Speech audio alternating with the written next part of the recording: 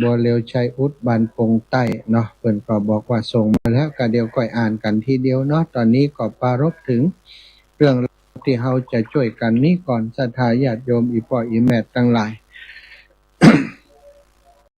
ก็อาตมาก็อ่านว่ามันเหตุการณ์ครั้งนี้เนาะมันเป็นสิ่งที่คนไทยของเราจะมาทอดทิ้งกันบ่ได้โดยเฉพาะคนเหนือของเรามีภัยพิบัติที่อื่นที่ไกลเราก็ไปช่วยแต่นี้บ้านเราเมืองเหนือของเราถ้าเราช่วยกันเนาะศรัทธาอีพ่ออีแม่เราเองก็คงจะบ่มีความสุขนะในเมื่อพี่น้องบ้านไกลเรือนเคียงจังหวัดใกล้เคียงกันพี่น้องญาติของเราทั้งนั้นเนาะประสบภัยพิบัติในคราวครั้งนี้เราก็ฟังข่าวทีวีฟังจากที่เปิ่นเอาออกนะทางเฟซบุ๊กก็ดีทางไลฟ์สดในช่องทาง YouTube อะไรอย่างต่างๆทุกช่องทางได้เห็นเหตุ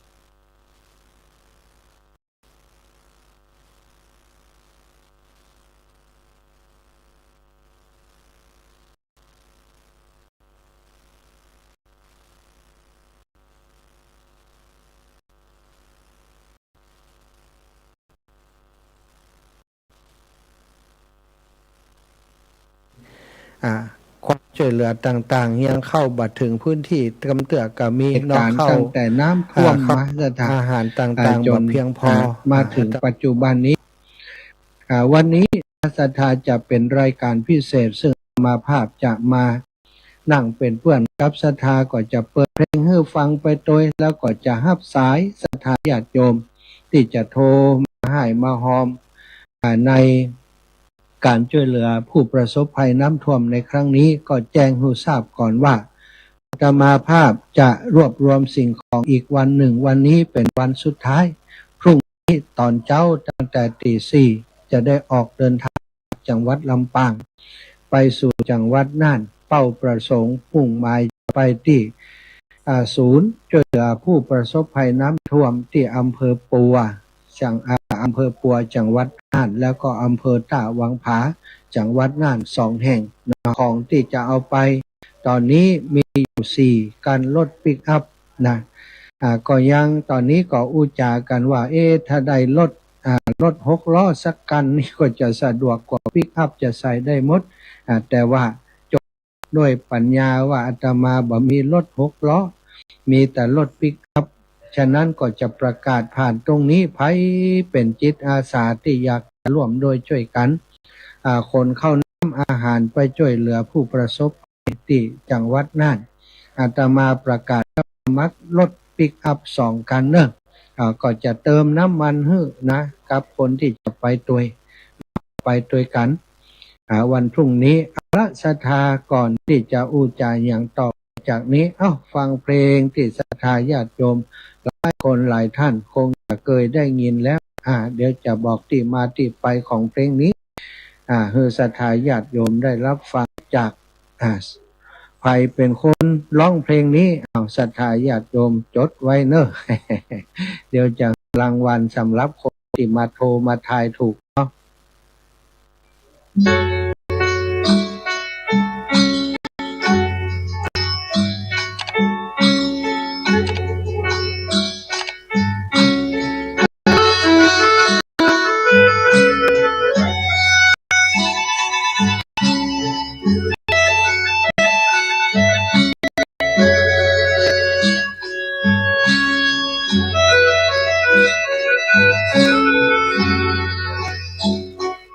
น้ำท่วมมองว่าดีกว่า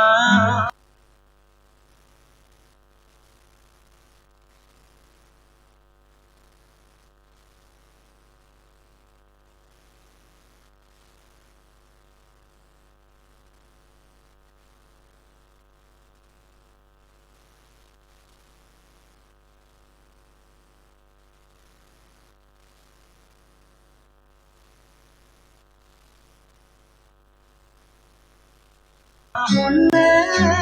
งที่ว่าน้ำแรงให้ฝนแรงคือยังดีกว่า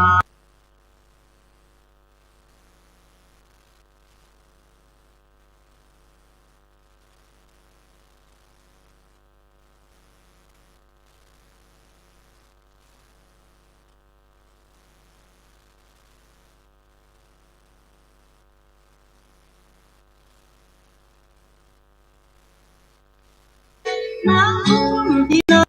ก็ต้องเสียใจรู้กันทุกคนเพราะต้องพบอารมณ์ไรแทงก็ยอมเสียหายไปทุกที่จึงเหมือนคนหมดตัวแล้วนะแก้วตาน้ำท่วมที่ต้องผิดหวัง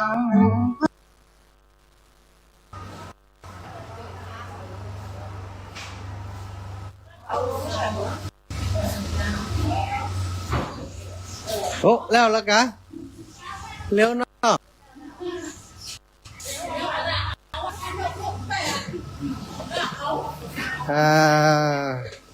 ของบริจาคจากชุมชนบ้านฟ่อนโดยสะพานบุญโยมน้องสมจิตอินทรวิจิตรโยมน้องเอ็นโยมพิชาติมาช่วยกันโยมแม่อีกหลายท่านมาช่วยกันขนของลงเจ้าปังปล่อยให้น้ำท่วมตายดีกว่าน้องอยู่บ้านนอนทั้งไม่ทนถึงที่ตะขาดไม่มาช่วยพี่สักน้ำตาไม่มามองพี่บ้าง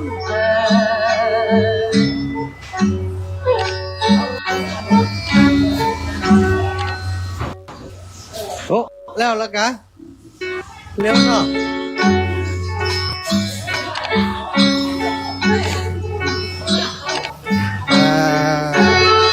ของบริจาคจากชุมชนบ้านฟ่อน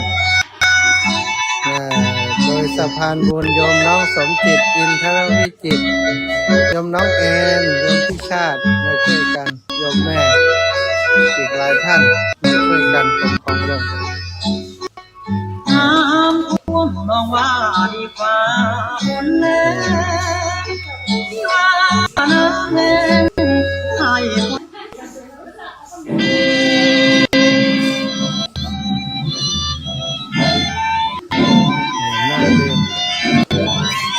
น้ำดื่มมีมาม่า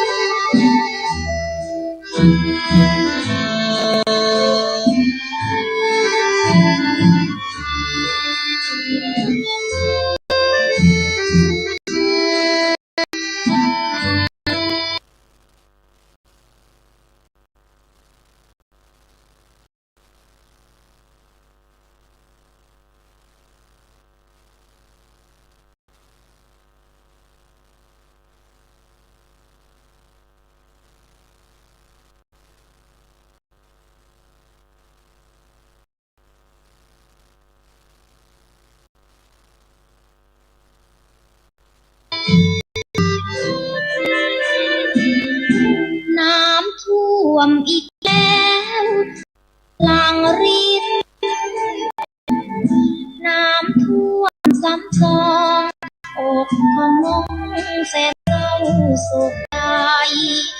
เพราะน้องที่แฟนชาวไร่เชื่อว่าคงได้ยินเขาชอบเขารักเป็นศิลปินพี่น้องคงได้ยินชื่อสองที่รีบสีประจวบกัน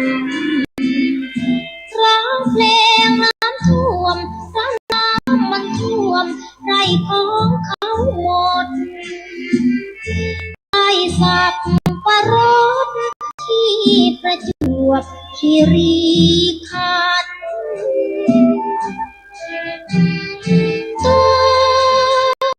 นี้น้ำแทบไม่ทันคว้าได้เสื้อยืดแขนสั้นมายืนรำพันโซกาโซกาน้ำท่วมอีกแล้วแต่ไม่แก้วขาดน้ำจิตใจน้ำท่วมอีสานใต้ได้ ซับตาน้ำท่วมท่วมท้นบนพื้นนาเมื่อน้ำใจไหลมานั่นแล้วน้ำตาคงแห้งเหือดไป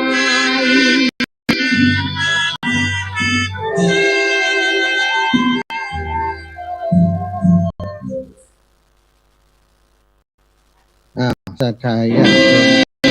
มก็เป็นเพลงน้ำท่วมนาน้ำท่วมให้น้ำท่วมแล้วก็น้ำท่วมอีกแล้วนอจบลงไปศรัทธาญาติโยมมีคนทายมาเจริญพรเยาวลักษณ์อาจารย์ที่ทุกท้ายนะอันท้ายเพลงเดียวก็จะเพลงเหมือนอย่างตะเกียน้ำท่วมน้ำท่วมสอนคิรีสีประเจ้าเพลงแรกยิงเหรอยิงยุพินแพ้ท้องเดียวก็จะเนี่ยเกือบไปเกือบไป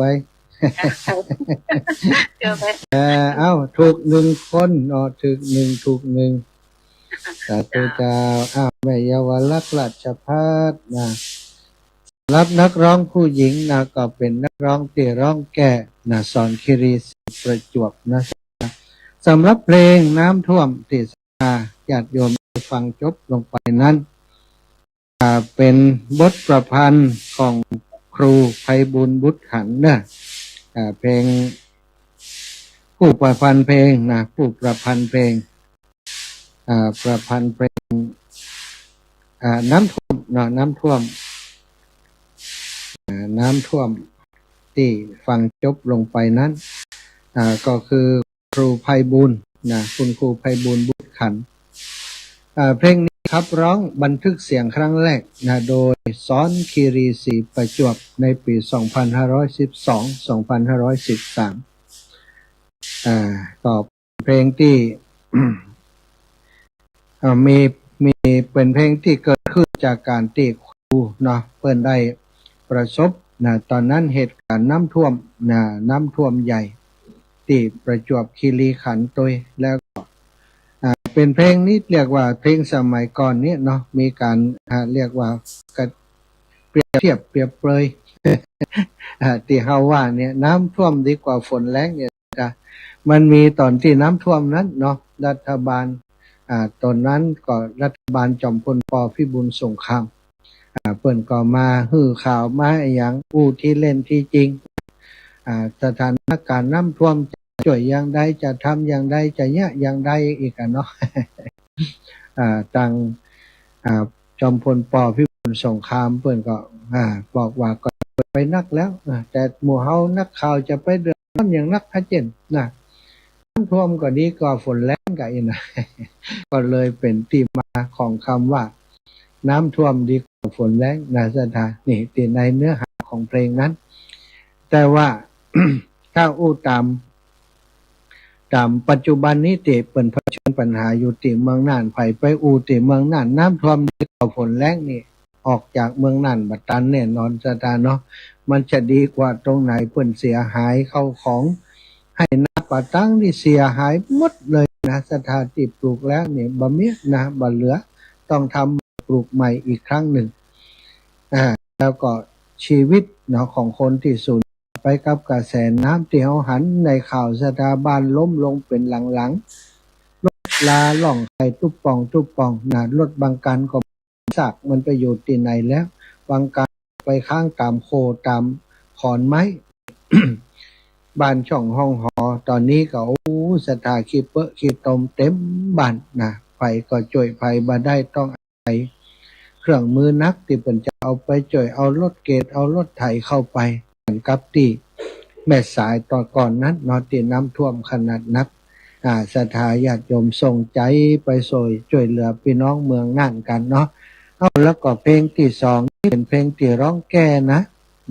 ร้องเพลงที่ร้องแก้น้ำท่วมศรัทธาญาติโยมที่ฮู้ว่าเพลงนี้เป็นภัยโทรมาบอกจิมหรือว่าจะมาโทรมามาจ่ามาขอเพลงขอเพลงก็ขอให้เป็นเพลงในแนวนี้เนอะศรัทธาบ่เอา บ่เอาเพลงที่เป็นแบบ เมียมาด้วยเหรออย่างนี้บ่เอานะ ขอเพลงเอาแนวติดตุเจ้าฟังตัวได้เนาะเอาเพลงที่เพลงเก่าเพลงอายังก็ได้ของคุณสุรพลก็ของก้านแก้วสุภาดาเนี่ยโอเคได้เนาะแต่ว่าถ้าเป็น เพลงใหม่นี้ก็เอาไว้ในช่วงของดีเจคาราวาสเปิ่นเข้ามาจัดกันแล้วนะฝ่ายตอบได้เพลงที่สองเพลงที่แก้เพลงน้ำท่วมนั้นไผ่ร้องนะไผ่ร้องศรัทธาญาติโยมในช่วงที่ศรัทธากำลังจะรอศรัทธาญาติโยมโทรมาก็ขอประชาสัมพันธ์ที่ให้หอมเข้ามาวันนี้เนาะตั้งแต่ตอนเช้าเสียแต่มาทัดจัดรายการช่วงของที่จัดรายการตอนเจ้านั้นก็มีคนที่เปิ่นให้หอมมาแม่เพนอินตะวังหอมน้ำนะ10 แพ็คแล้วก็เข้าแห่ง1 ถังคนใส่เป็นทุงไว้เป็นที่เรียบร้อยบ่าย 3 โมงจะเข้าไปเอาที่บ้านของโยมแม่ที่ผาลาดแม่มอศรัทธาผาลาดที่อยู่แถวที่ฟังรายการอยู่เนอะถ้าจะฝากไปช่วยเหลือพี่น้องผู้ประสบภัยที่จังหวัดน่านก็สามารถไปฝากที่บ้านแม่เพนท่านก็ได้หรือว่าถ้าบักไก่บ้านปออุดก็ได้นะปออุดสมุทรวงศ์อยู่ที่บ้านผาลาดเหมือนกัน2 ที่ศรัทธาจะเอาไปฝากที่ก็ได้หรือว่าเรามาส่งที่วัดบรรพตสถิตนี้ก็ยิ่งดีอย่างยิ่งเนาะจะได้ไปทั่วถึงกันวันนี้ก็หลายที่จะต้องไปรับเอาของในวันนี้จะได้ไปปลาจะให้ขโยมเพิ่นไปรับเอาของตามบ้านตามชุมชนต่างๆที่เพิ่นมอบผ่านอาตมาเพนอินตะวังน้ำ10 แพ็คเข้า1 ถังแล้วก็แม่ย่าจันเรือนใสได้ฝากปัจจัยช่วยเหลือน้ำท่วมมา500 บาทแล้วก็เปิ่นฝากมาตั้งทำหลวงแห่ม100 บาทโยมแสงเดือนวงงามปันให้นาน้อยห่วมบุญช่วยเหลือน้ำท่วมมา200 บาทแม่สมบูรณ์วงแสนบ้านไร่ศิราทองได้ร่วมบุญช่วยเหลือผู้ประสบภัยน้ำท่วมมาแห่ม100 บาทแม่เพียรแก้วหนองยางบ้านนาดูได้ร่วมบุญมาแห่ม100 บาทนางสาวปริศนาแก้วแพทย์ร่วมบุญ100 บาทแม่นวลยอดคำปันร่วมบุญมาแห่ม100 บาทป่อบุญธรรมคำฟั่นจากเวียงป่าเป่าจังหวัดเชียงรายได้ร่วมบุญมาแห่ม500 บาทตะกี้นี้แม่บรรเย็นจันทะวงศ์ได้ร่วมบุญหอมบุญมา200 บาทแม่นิตยาจิตาปลูกร่วมบุญมา200 บาทเนอะศรัทธาญาติโยมแม่บัวเรืองเงินเข้าหรอกเข้าแล้วกาบัดได้พอที่บัญชีเงินกำจัดเดี๋ยวจะพอที่เข้าแล้วถ้าโอนแล้วก็เข้าแล้วเดี๋ยวจะพอที่ไลน์ที่อันอีแม่ไลน์ส่งมาเนาะไลน์ส่งมาได้แม่เพนผมมาสารเจ้าเดี๋ยวจะพอกันเนอะแม่เพนพรหมสารเนาะขอไลน์ให้เพิ่นก่อนเพิ่นตังนี้ก็เข้าแล้วศรัทธาโอนมาเข้าแล้วเนาะแม่เพนแม่เพนพรหมสารศรัทธาพี่น้องตังบ้านปงบ้านปงใต้ปงเหนือปงใต้เนอะมีไผแม่บัวเรียวชัยอุด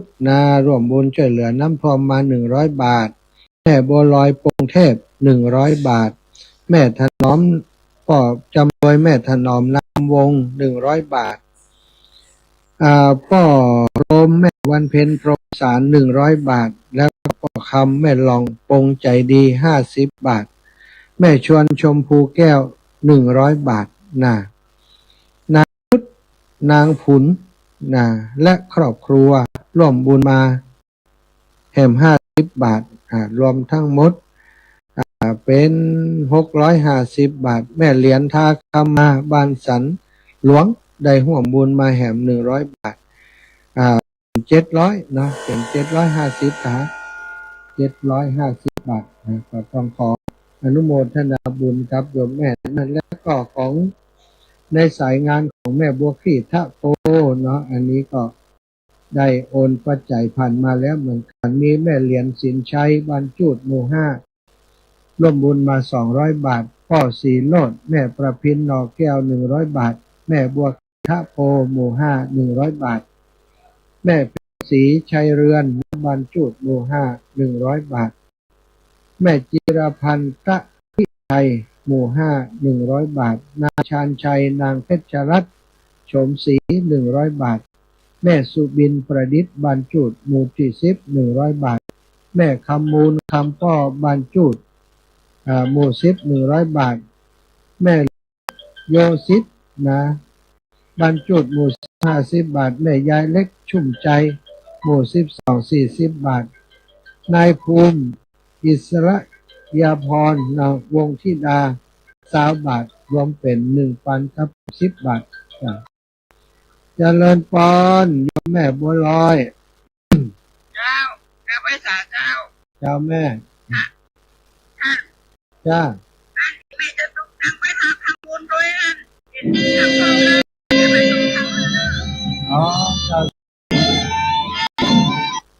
แม่บัวลอยก็มันแม่ท้องซุกแม่ทำซุกอร่อย3 คนอ๋อแม่บัวลอยแม่ซุปร้อยเนาะแม่ท้องซุกอ๋อแม่ท้องซุปอ๋อแม่บัวลอยแม่บัวลอย100แม่ท้องซุปและกันท่า100แล้วแผงแม่คำซุกทิพปะทะแม่คำซุกทิพปะทะ3 คนพี่น้องแม่คำซุกทิพปะทะเจ้าโยมแม่สาธุเด้อพี่น้องบ้านนางแลเจ้าข้าวเจ้าแม่สาธุค่ะแม่บัวลอยแล้วก็เจ้าบุญรักษาเน้อแม่ทองสุกแม่คำสุกเนาะ2 สุกนะคนละ100 บาทก็อนุโมทนาบุญให้กับโยมแม่ถึง2เนาะ แล้วมีจะให้ศรัทธาญาติโยมได้ฟังเพลงซอเนาะเพลงซอน้ำท่วมน่านน้ำท่วมน่านนี่ซอน้ำท่วมน่านเมื่อกี้ได้เปิดไปน้ำท่วมน่าน2567นะอันนี้ลอง2567ฟังก่อนเนาะ67ก่อนท่วมเตือนหนึ่งนะจ๊ะนี่นี่ก็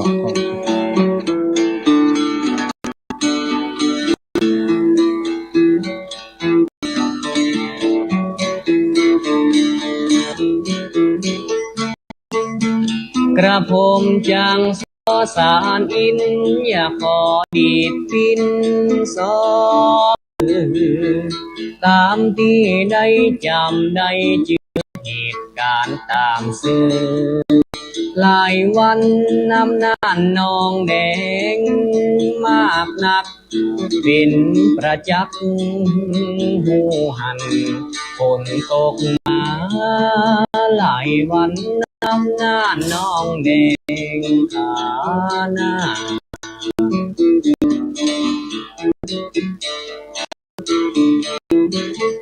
จากคุณน้ำหน้าไหล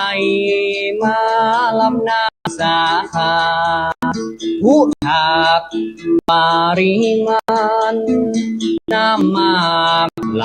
ตกตาดมาหอมมวลน้ำจากน้อยหมอนจริงหลังไหลลิ่งตั้งก่อนท่วมบ้านราดสาดอนจากก่อนเมืองนา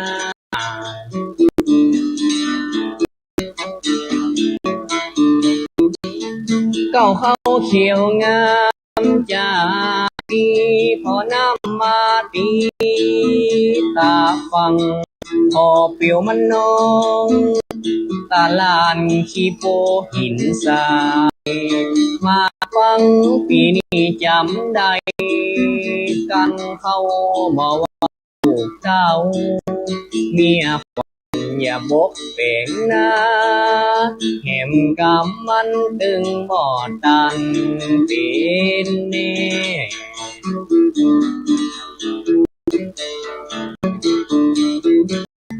บอกว่าเป็ดไก่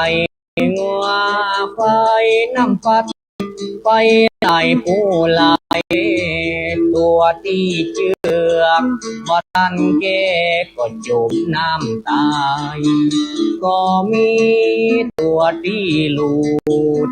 ไหลน้ำขึ้นตาฟังป้ายนี้กันปะ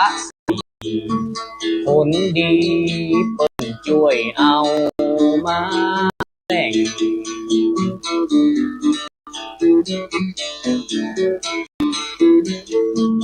ลางคนที่อยู่กลางนายองบนหลังคาลายเห่งไปใส่ใจแดงเก็บที่กุ้งยามง่ายน้ำมันนองมาลัดชุดอยากกลับก็ควายโดนน้ำเจียวปักไปลอยตัวลายเขาฟัง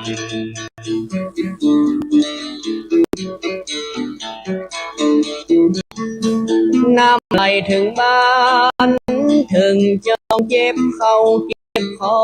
งบ่ได้นั่งใจหีบพรเฝ้าฟังยกของขึ้นสู่ต่างบนน้ำก่อขึ้นกำคือตะวันก่อมือเกิดโอลาหนห้องหาลูกเมียตนโทรหาคนเกือยา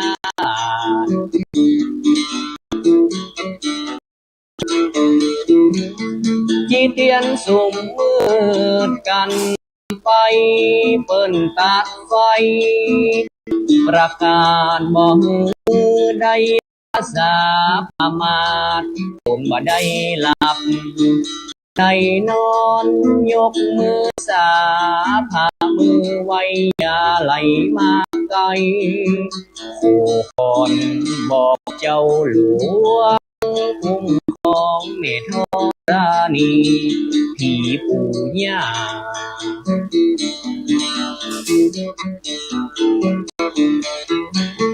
พนังกันน้ำในเวียงและฟังผู้เพียง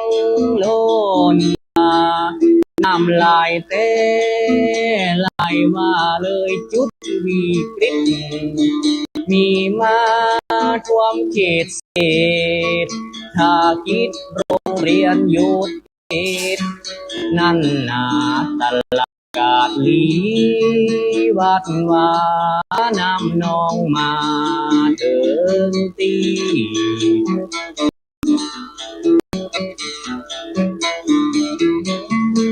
ผู้ใจบุญทั่วไทยปากันหลังไหลนอกที่ตั้งศูนย์ช่วยเหลือกลางปีสละเฮงเงินทองสำนักตุพระเอาเหือไปแจกเข้าของแม่อุ้ยน้ำตาไหลน้องเยื้อมือหับของจากตาน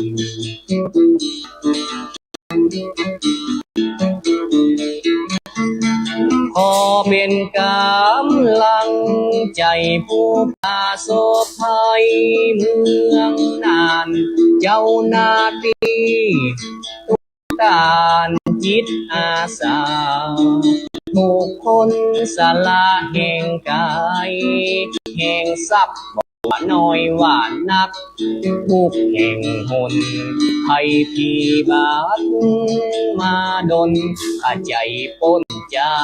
กเมืองนาน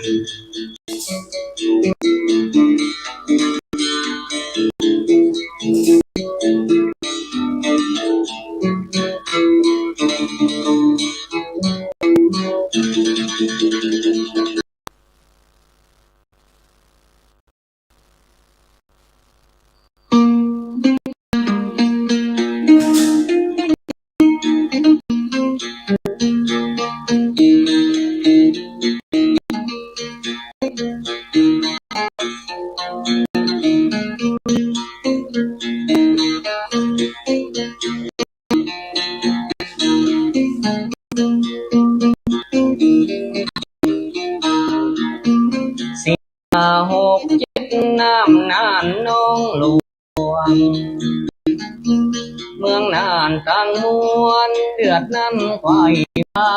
นชีวิตทรัพย์สินให้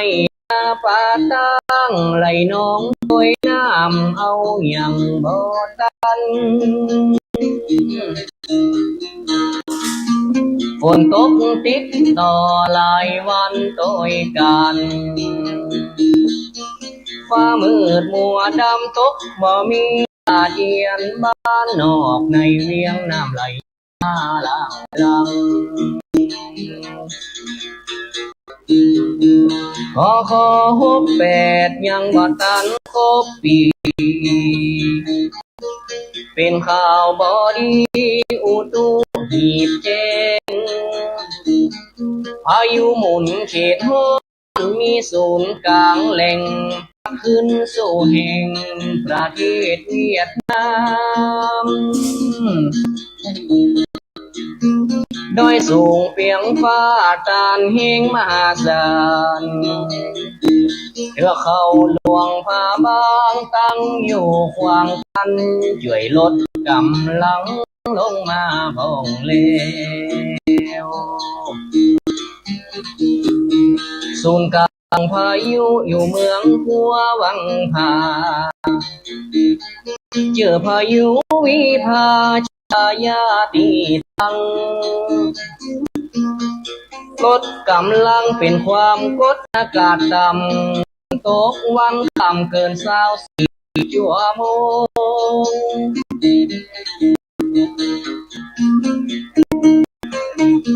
น้ำหน้าน้องนับตามรับน้ำฝนบ้านลุ่มบ้านบนผู้สายผู้เส้นฝนตก100%พื้นที่นั้น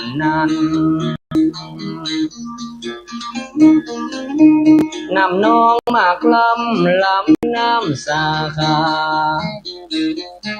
23 กรกฎาสู่น้ำนานกว้างบ้านปอนป่าเปื่อยน้ำเลยเข้าบ้านภาพแหลกนั้นน้ำไหลออกดอยไหลเหงบ่อจ้าโคคอนขี้ฝอยโรงเรียนตีนดอยท่วมซ้ำว่าอีปัดตูบโดนตีก่อนไหลนาน้ำสอดก็ให้ย่ายตามข้ามหัวเจ็บเป็นคุณมัวออกมาบ่ได้สะพานวังผาตรงจ้างตั้งไตสัญจรว่าได้เสาไฟกลลงผ่านเชียงกลางเป็นโกลาหลรถเครื่องรถยนต์เข้ามาใจจะได้นำเกิดต่างเส้นเดียวเท่านั้น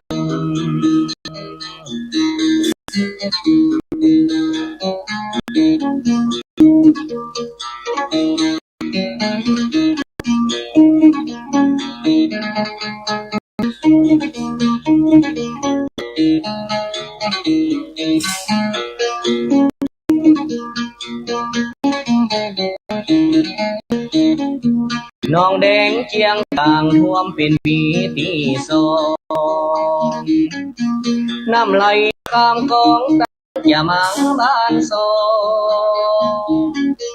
ตั้งน้ำนานเก่าไหลเข้าลายคอดอนไหวดอนโซตรงลุ่มตรงเพื่อ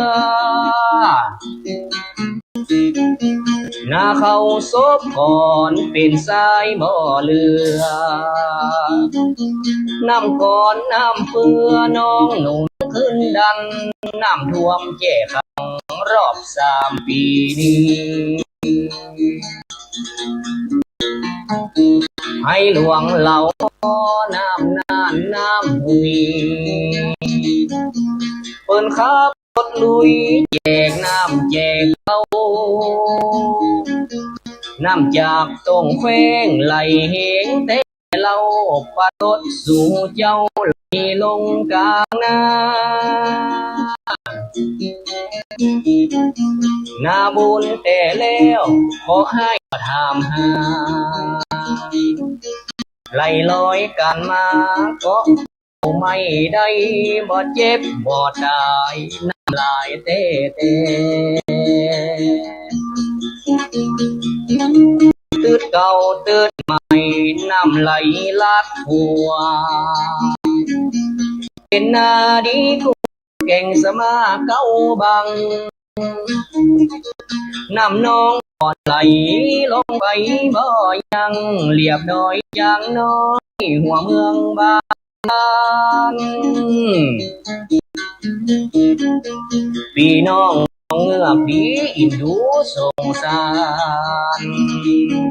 อยู่มาเหิงเมินนานบักเลยท่วมฝั่งอีคืนเฮือนนี่มีจันลุ่มมาเลือแล้วขวางน้ำโพรวมกันเฮศพวางต้นเลงไหลเหงมาโปเก้านิ้วเก้าหนอไหลหล่อมาจอป้านหัวตาพุดขาดลงวัง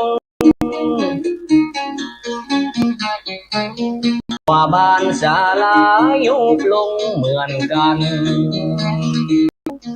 ตั้งเหนือก็ฟังสะพานบ้านป่าฮัดบ้านปางขอนล่องน้ำล้นหัวล้นฟังไหลหลังตั้งก่อนหมู่ราษฎรน้ำน้องน้ำท่วมนาก็ศาลาดอนแก้ววังม่วงศพหัวนาห่วงตำบลเจดีย์ชัย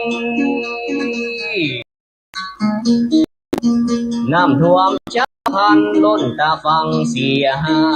ยน้ำป่าหลากไฟดินสไลด์ห้วยบ้านพี่น้องวงวานก็สาบให้สาบพออินดูสู่เจ้าสู่ต้านทั้งหลายภาพความเสียหายหลายหัวใจน้อยพายุปีพาสายฟ้าโยดย้อยนักหัวใจสาน้อยลาฮีโปสายฟังมีแผ่วน้ำปัดสัดเฮือนตึงหลังจนใส่สะพานปานกับดอมอเสียงนั้นเต้นอแตกเหี่ยฟื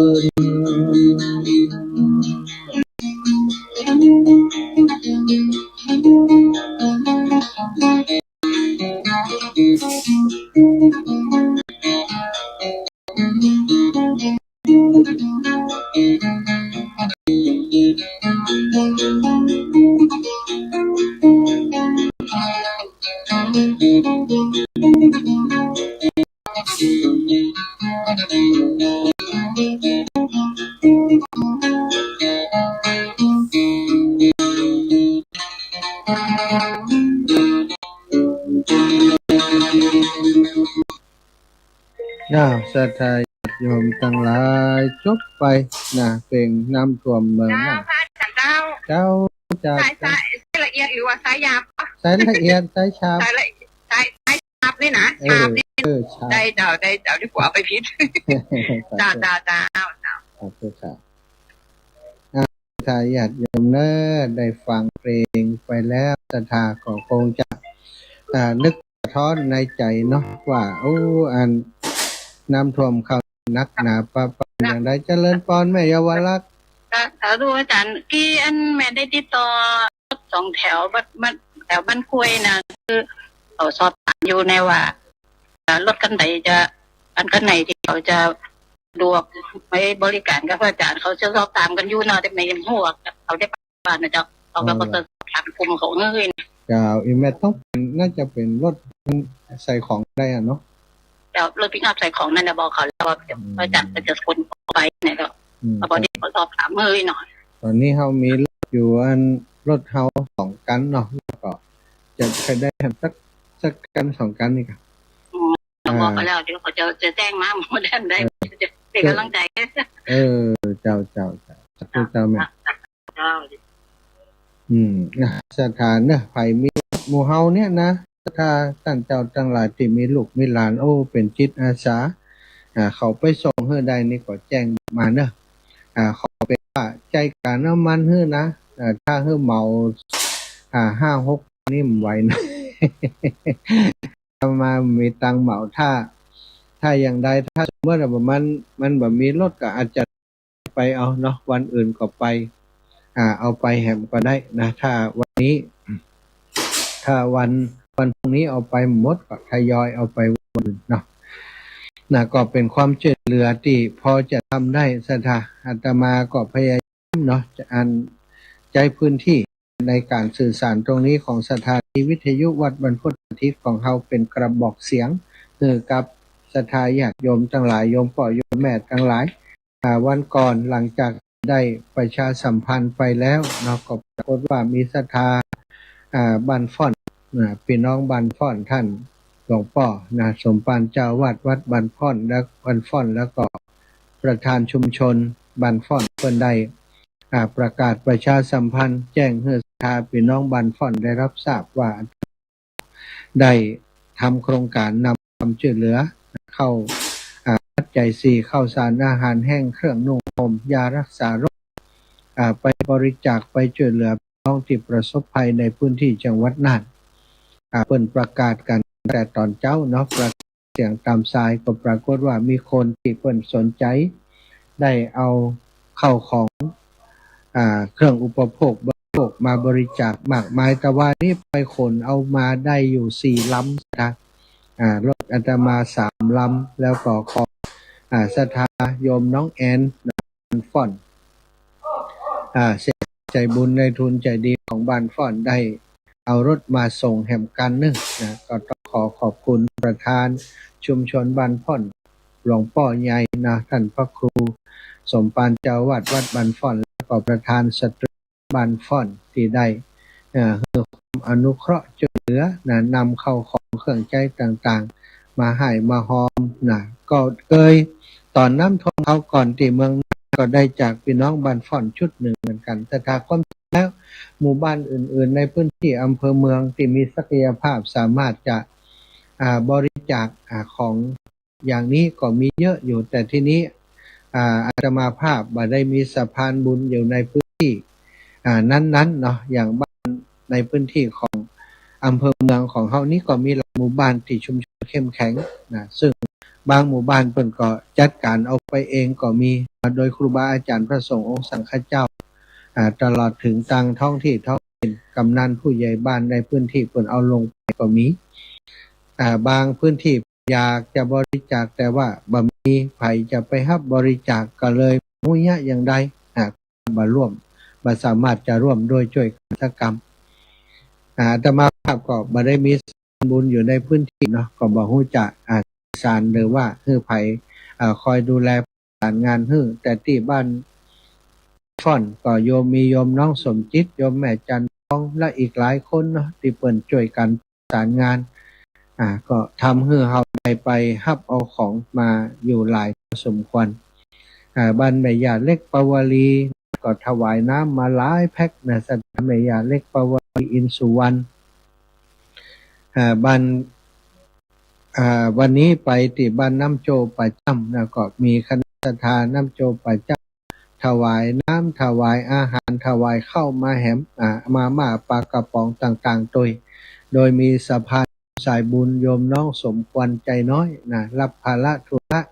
ดูแลคอยประสานงานให้ทางบ้านน้ำโจประจำแล้วก็มาที่บ้านกล้วยกลางแม่โยมแม่คำโยมแม่คำวงสายก็ถวายน้ำแล้วก็เข้าของเครื่องใช้ผ้ามาฮื้อแหม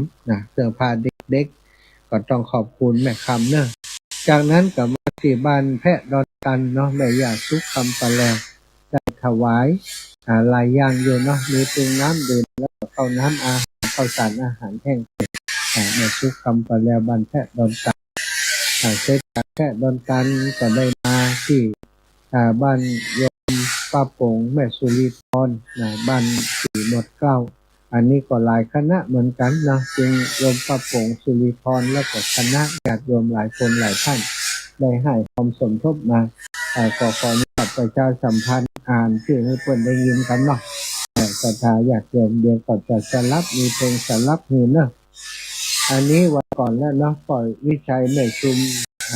ก็วิชัยหรือว่าชุมแม่ไพแก้วเทศนำวงถวายมาแล้วก็มีนายอินสอนนางชวนบุญนำมาอันนี้ถวายมาแม่ฟองศรีบุญที่สืบอันนี้กาเขาน้อยเนาะแล้วก็คุณครูยุบันค่อนร่วมบุญน้ำของวัดน่านมา100แม่ดีช่วยเต็มวงครอบครัวอันนี้อยู่บ้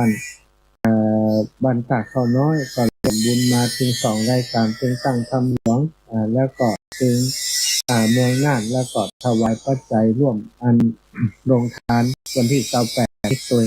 แม่สมพรดวงรัตน์ตากเขาน้อยก็ร่วมบุญหอมบุญมาแม่สุภาพรอินทรีร่วมทำบุญน้ำท่วมมาแห่ม100 บาทพ่อปาทวิจิตรบันก่อนร่วมบุญมา200 บาทแม่บุญจำใจแก้วร่วมทำบุญน้ำท่วม100 บาท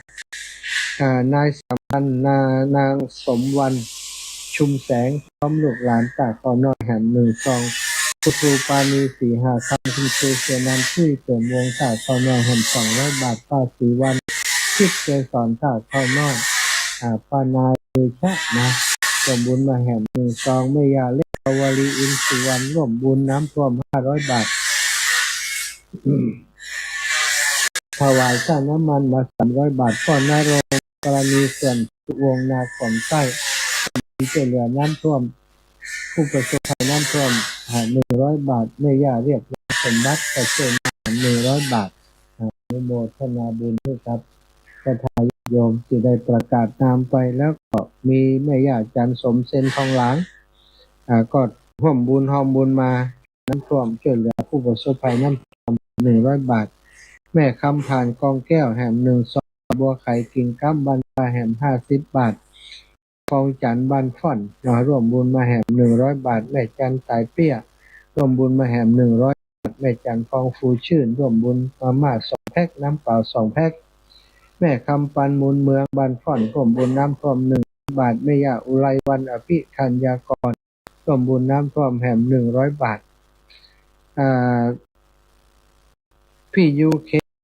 บ้านฟ่อนร่วมบุญมา50 บาทแม่คิมศรีอินแก้วร่วมบุญมาแห่ม100 บาทกลุ่มสตรีชุมชนบ้านฟ่อน1,000 บาทบ้านฟ่อนแม่ป้ารัตดาแก้วบุญเรืองร่วมบุญตาลทำหลวงบัตรบรรพตสาวบัตรแม่ทาสายเปี้ยตาลไปหาป่อยยอดสายเปี้ยป่อยยอดแม่มีนางหลิวนายแก่นเชื้ออินสูงนางจันเนี่ยโอบลอยครับนายแก้วสายเปี้ยนะเทวบุตรเทวดาตัวเรียบเนาะแล้วก็ยังมีทายาทโยมแม่บุญเทียมใจแก้วร่วมทำบุญลงทานเข้ากล่อง100แ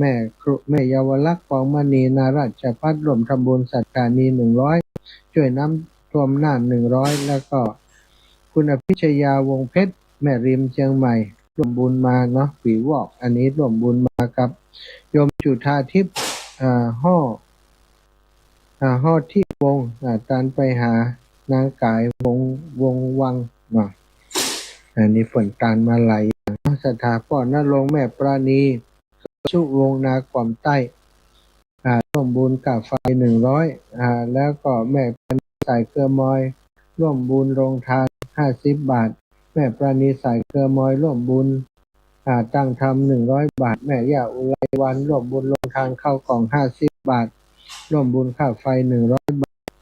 ร่วมบุญกันเทศ 1,500 บาทนางพรพันธ์เตตีวิชัยบันพ่อนร่วมบุญอันนี้เป็นร่วมบุญสร้างเจดีย์ที่ปังปอยมาแห่ม50 บาทกันตะพงศรีวิชัยวงศ์ บ้านฟ้อนถวายดินกีนะบ้านฝั่งปอย200 บาทอนุโมทนาบุญนะเอาละช่วงนี้นะเดี๋ยวจะประกาศนักลำไปนะเอาประกาศเป็นช่วงไปเนาะสำหรับคนที่จะสนับสนุนช่วยเหลือร่วมบุญหอมบุญไปช่วยผู้ประสบภัยเมืองน่านสามารถกันได้มีเข้ามีของจะให้ไปรับที่บ้านก็ได้เนื่องศรัทธาญาติหรือว่ามีของจะเอามาฝากจะเอามาร่วมไปนะก็แจ้งมาที่อาตมาได้นะเอามาที่วัดนี้ก็ได้นะหรือว่าศรัทธาญาติโยมสะดวกจะให้ไปรับบ้านก็ได้หมดเนาะเอาละศรัทธาจะเบรกศรัทธาได้ฟังเพลงเสียหน่อยเนาะฟังเพลงอะไรอย่างนี้ฟังเพลงอะไรอย่างศรัทธาฟังเพลงอะไรอย่างนี้หาเพลงเนอะเอาเพลงอย่างนี้เป็นสดทำไมนี่คะ น้ำค้างเดือน6น้ำเดือน6จ้ะเอาเพลงอย่างนี้เป็นสดทำไมเด้อเอาเพลงเก่าๆเพลงนี้กันแล้วกันศรัทธา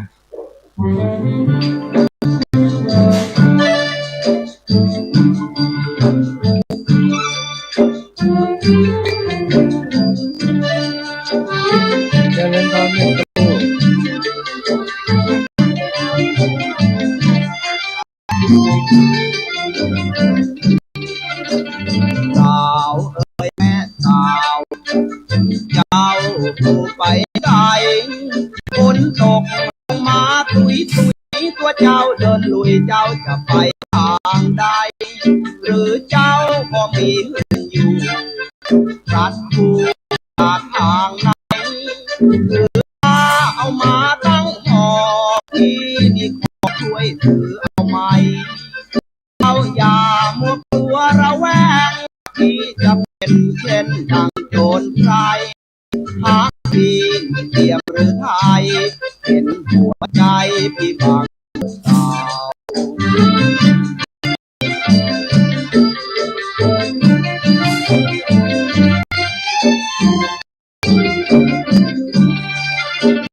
สาวเอ่ยแม่สาวแก้มขาวกว่าสาวชาวกรุงแม้นได้เจ้ามาร่วมหมอนเมื่อยามเจ้านอนที่จะกลางน้ำท่าพี่บ่ให้ตักข้าวปลาพี่บ่ให้หุงกายเจ้าพี่จะคอยเฝ้าแต่งน้ำหอมและแป้งผมให้ฟุ้งครั้นถึงเวลาเย็นจะพาตระเวนนั่งเป็นชมกรุงทั้งคืนทั้งวันยันรุ่งให้ชาวกรุงและเขาแลแม่หา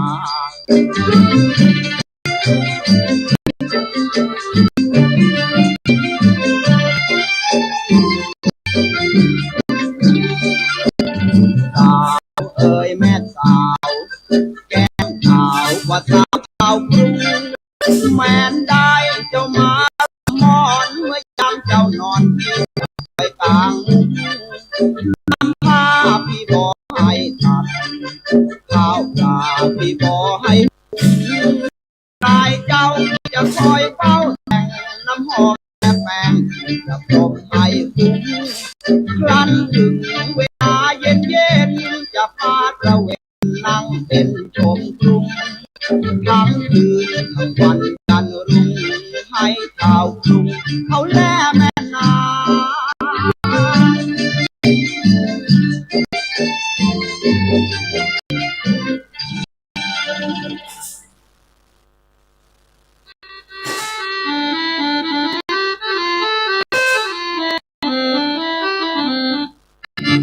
สาวเอ้ยพี่เพิ่งเคยเห็นหน้าบุญตาที่ได้มาเจอยืนคนเดียวไม่เปล่าเปลี่ยววางหรือเธอดูเธอยอดรักที่สู่ทักยังทำเมินรีบกลุ่มเดินทำหน้างอไม่พูดจาเลยโนนนาแจ่มเหลือเกินจนพี่เดินตกทางมองเสียจนตาค้างแม่นางพี่แทบงงเนตรน้องแจ๋วแววประกายยาม เก็บน้องงามยามเจ้าเดินดุจหงเจ้าถึงเหมือนหนึ่งกาบอนงจากฟ้าลงมากลายให้ชาวโลกหมายชมคอเจ้ากลมเอวเจ้าคลึงเหมือนหนึ่งนางบุษบาที่น่าวลือจะไม่เสน่หาแม้แต่จระกายยังคลั่งรักอกหักรอมแม้ได้นางมาแนบวางใจของพี่ถึงชีวิตพี่จะมวยก็ยอมถ้าจะมีประสาทหอมร้อมพี่ยอมถวายขอให้ได้แต่นวลนางมาแนบเพียงกลางวางใจช่วยดับไฟในอกพี่บุษบาช่วยโปรดปราณีนึกว่าพี่เป็นที่เนาเถิดนอเจ้าคนงาม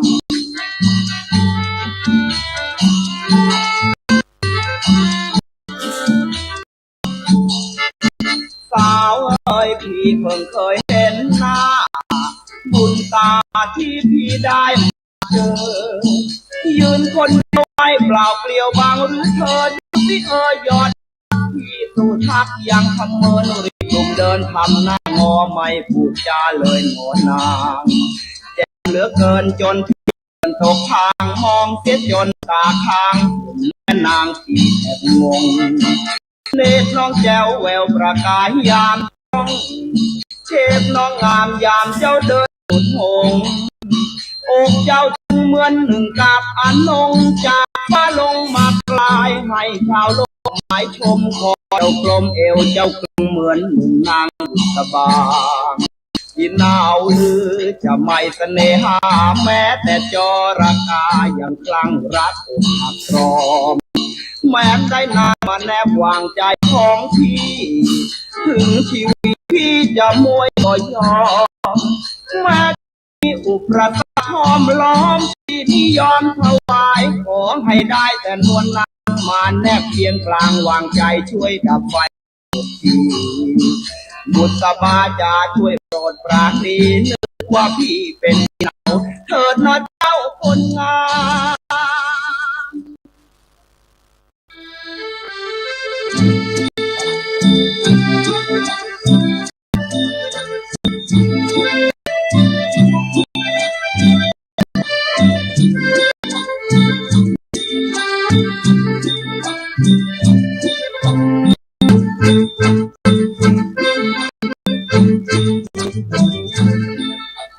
สวยเสียจริงแม่คุณ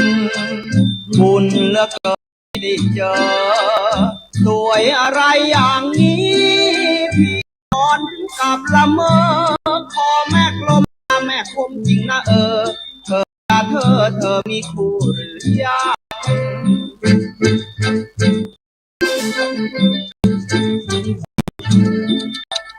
แจ่มอะไรอย่างนี้มองเสียจนเหลียวหลังเมื่อว่าน้องเดินสะโพกสายกับดาวหนังรถบนถนนแทบจะชนกันพังจะลาจรตาข้างจนลืมเปิดไฟแดง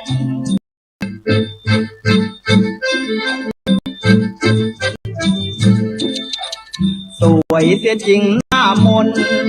ที่ตามเสียจนเหนื่อยแรงตั้งแต่พาผู้รักพี่ควักธนบัตรใบแดงนั่งแท็กซี่ตามน้องนางมาแสนแพงใจเต้นแรงรัวเหมือนดังเสียง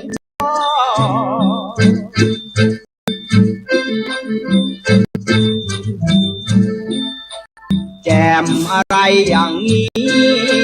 ยังพี่หรือจะไม่มองเจ้าตึงพึงพายปีดปลายเหมือนหงรำพองแต่ใกล้ตายยังไม่ไหวและมองพอเจอเชฟหัวน้องยังร้องว่าอยากได้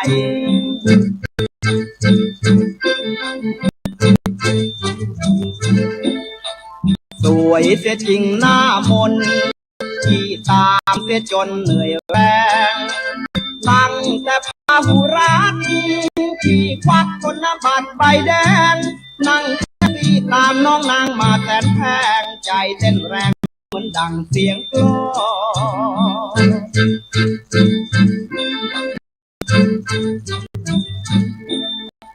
แก้มอะไรอย่างนี้ อย่างพี่หรือจำไม่มองอกเจ้าตึงพึงพายกรีดปลายถุงรำพองคนแก่ใกล้ตายยังไม่ไหวแลมองพอเจอเทพนวลน้องอย่าร้องว่ายังไม่อยากทา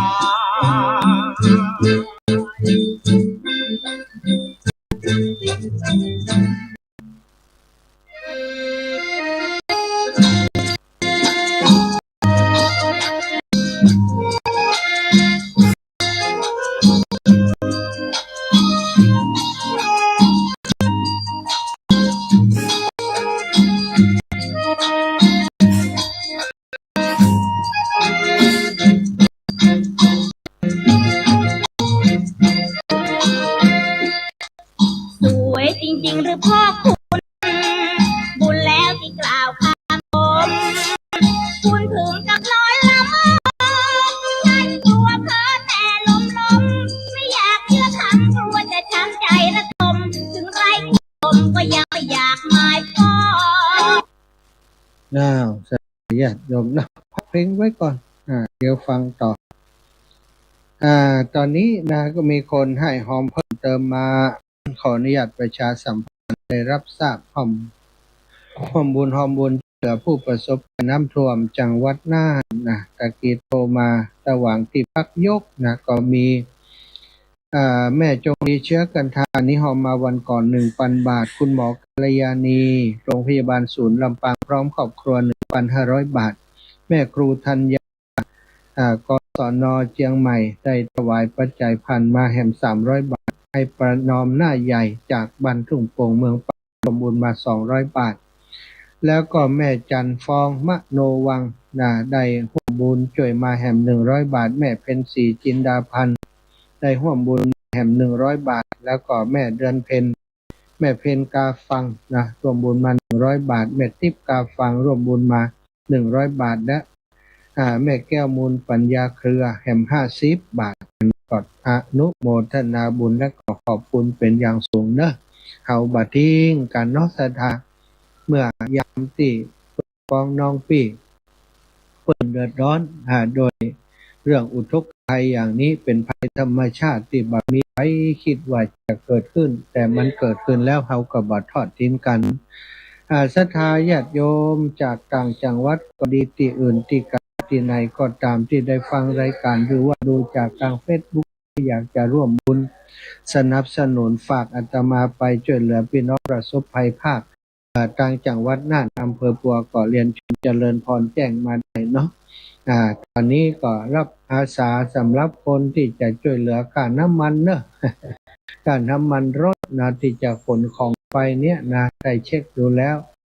1 กันนี่ค่าน้ำมันไปกลับจังหวัดน่านประมาณ 1,500 บาทใครจะเป็นเจ้าภาพร่วมกันก็เรียนเชิญเจริญพรแจ้งมาได้เนาะเอาตามกำลังศรัทธาบางทีอูกันเป็นร้อยเป็นพันอีแม่บ่ก็ขอช่วยตาอี้ได้ก็บ่มีปัญหารวมกันไปก็ได้ละเนาะช่วงนี้เข้ามาสู่บรรยากาศน้ำท่วมอีกทีหนึ่งฟังเพลงน้ำท่วมซอจากแม่ครูแสงสุริยะเปิดซอไว้เมื่อปี 2567 แต่ก็ยังเป็นปัจจุบันอยู่เป็นเนื้อหาสาระฟังแล้วก็ทำให้สะท้อนสะเทือนใจน้ำตาไหลก็สงสารคนที่ประสบภัยฟังจากแม่ครูแสงสุริยะกำเนิดศิลปินแห่งชาติสาขาวรรณศิลป์จากภาคเหนือของเฮาแม่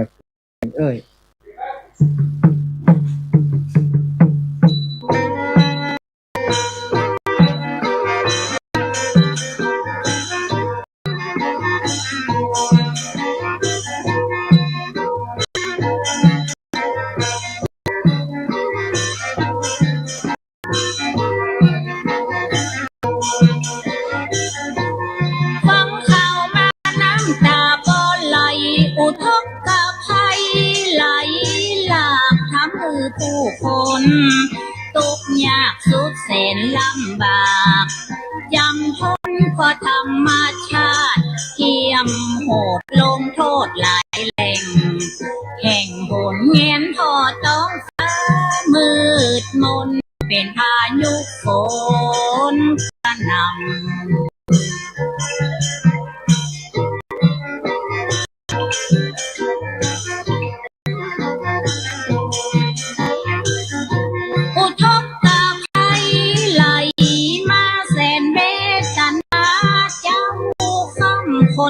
เป็นเหยื่อ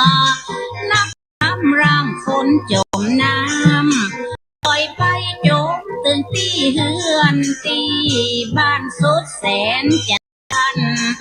มันไหวเอาไหนจนบ่อได้ไหนโดนน้ำปัดไปทุกอย่าง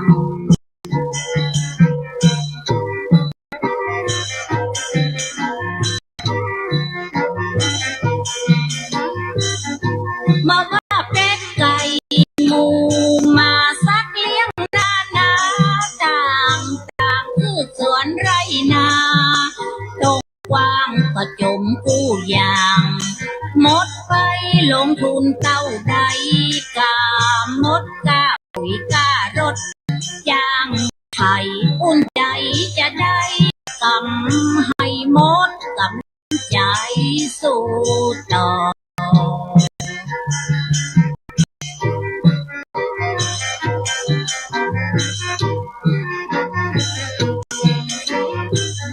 น้ำท่วมสร้างความเสียหายจนล้มละลายกู้ข้อน้ำมาได้กล้าน้ำพอใจเกิดความท้อขึ้นมาเพราะว่าตันได้คาดคิดเกิดเป็นวิกฤตปัญหาเป็นมวลน้ำใหญ่ไหลมาป่าฮือกุราอิดอ่อน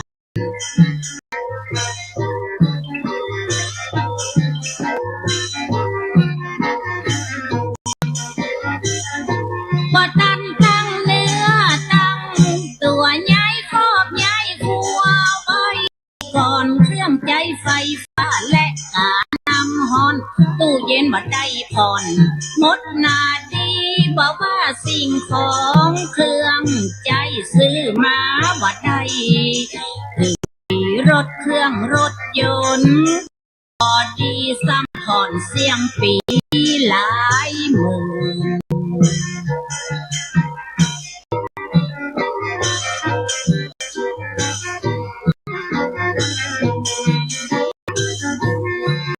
น้ำเกี่ยวไหลบนสติผู้คนแตกตื่นปานนี้ตายวุ่นบางคนก็ขึ้นหลังคาพร้อมขึ้นเสาเรือนเสาบ้านสุดลำมันนักหนาบางห้องอยู่บนหลังคาตัวเก่าคิดว่าตาลอ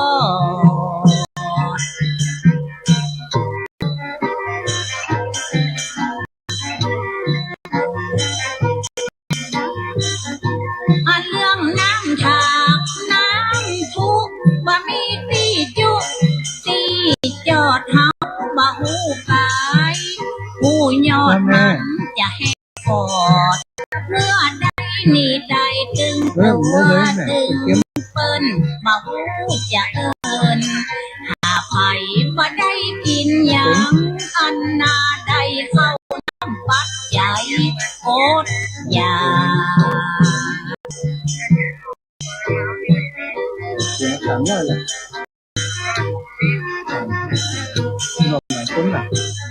คนตายเป็นร้อยเป็นนาพันก็เพราะน้ำมันไหลหลากคนไทยน้ำตาไหลพรากยากแสนเวทนาพื้นที่เกษตรทั่วทิศสมาจมิตรขาดน้ำเหมือนไทยถูกปิดชีวาเศรษฐกิจซ้ำมาย่ำแย่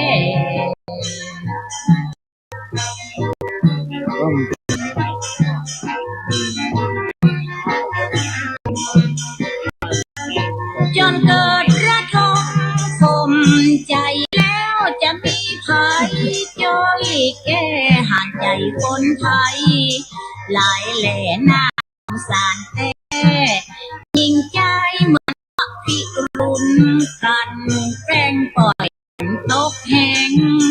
เป็นสายน้ำไหลทะลักทำมาลายสร้างความเสียหายแต่ว่า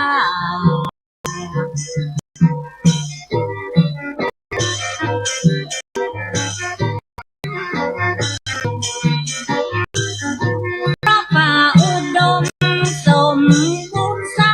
กใน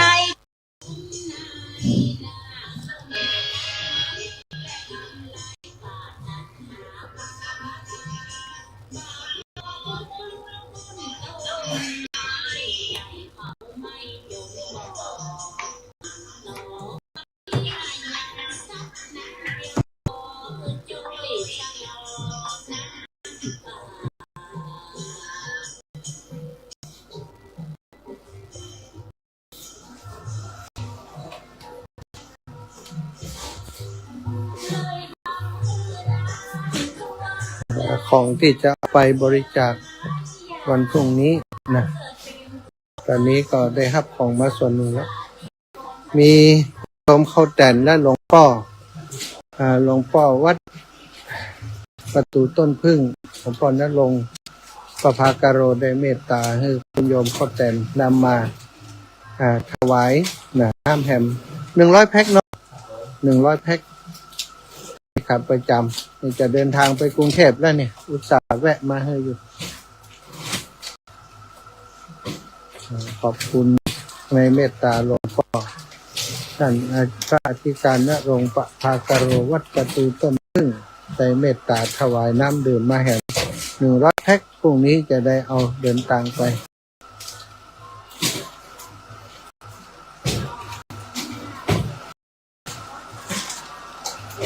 อ้าวขึ้นแล้วนะหมาพวกขึ้นแล้วเนี่ยเห็นได้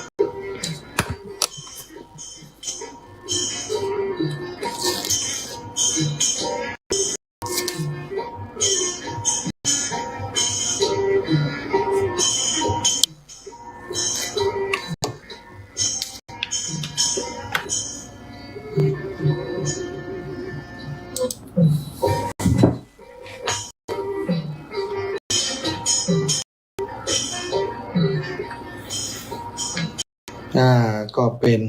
เพลงซอจากคุณแม่แสงเอ้ยนะแม่แสงเอ้ยนี่ถือว่าเป็นศิลปินซอคนเหนือคนล้านนาของเขาที่มีผลงานมีลูกศิษย์ลูกหาอยู่ทั่วฟ้าเมืองไทยคนที่เปิดใจซอเนอะสถาก็ยังเป็นตอนนี้เปิดยังมีผลงานมาเรื่อยๆเนาะในเรื่องของการซอเหตุการณ์ต่างๆนี่ก็ถือว่าเป็นผู้ที่มีคุณูปการต่อวงการศิลปวัฒนธรรมโดยเฉพาะของทางพื้นเหนือบ้านเฮาเปิ้นก็เป็นคนเก่งคนหนึ่งนะคนเก่งจริงๆนะของบ้านเฮาปัจจุบันนี้ก็ท่านอาจารย์เสน่ห์กาหลงนี่เขาศรัทธาญาติโยมมีความรู้ความสามารถหลายอย่างหลายประการแล้วก็โดยเฉพาะเรื่องของการเป็นครูบาอาจารย์สอนลูกศิษย์ลูกหาลูกหลานในเรื่องของข่าวของซอของจ้อยต่างๆเนาะซึ่งเป็นสิ่งที่ได้รับการอบรมห้ำเฮียนมาจนแตกฉานในวิชาแขนงนี้ได้นำมาสอนลูกสอนหลานเที่ยวนี้บ่ได้ขอเพลงสอนจากท่านอาจารย์เสน่ห์กาหลงทุกปีถ้าไปบริจาคครับช่วยเหลือนับก็จะขอเพิ่นแต่งซอขอไปคำเดียวก็มาแล้วจะได้ เก่งมากท่านอาจารย์เสน่ห์กาหลงวันที่29นี้ก็จะมาเทศน์ที่วัดบรรพตสถิตกันวรรณประเวทนะจะได้วันที่29จะตั้งธรรมหลวงที่วัดบรรพตสถิตยกที่1ประจำปี2569ก็ได้มีนิมนต์ครูบาอาจารย์องค์เทศน์ไว้หลายรูปหลายองค์นะรูปที่1นะกันที่1ทศพรนั้นก็ท่านอาจารย์พระมหาฤดลมหาปัญโย ปีก่อนก็ได้มาเมตตามาเทศน์นะปีนี้ก็มาอีกแล้วก็กันที่สองนะหิมพานต์ท่านพระครูชลทานพิทักษ์ กันที่สามทานกันท่านอาจารย์พระอาจารย์ณรงค์ชัยอัควโรวัตถุกันที่สี่นะวันณประเวศท่านอาจารย์พระอธิการสเวปัญญาวชิโรหรือว่าทุปิดต้อม ในการลงของเฮานั่นเองและก็การที่ห้าการชูชกท่านอาจารย์ดานุพลมุนิวาโสจะเมตตาเป็นผู้แสดงนะในวันที่29ที่จะถึงนี้นะศรัทธาญาติโยมก็ยังมีรายชื่อที่ศรัทธาญาติที่เปิดให้หอมมาวันนี้ก็ขออนุญาตอ่านต่อแหมสักน้อยเนาะศรัทธากี้โทรมากำลังหาวางสายแม่สวิงมหามิตรโอ้ยฟังรายการอยู่ท่านอาจารย์แล้วก็บางหูจะฝากฝ่ายไปนะอีแม่อยากจะให้หอมสัก500 บาทท่านอาจารย์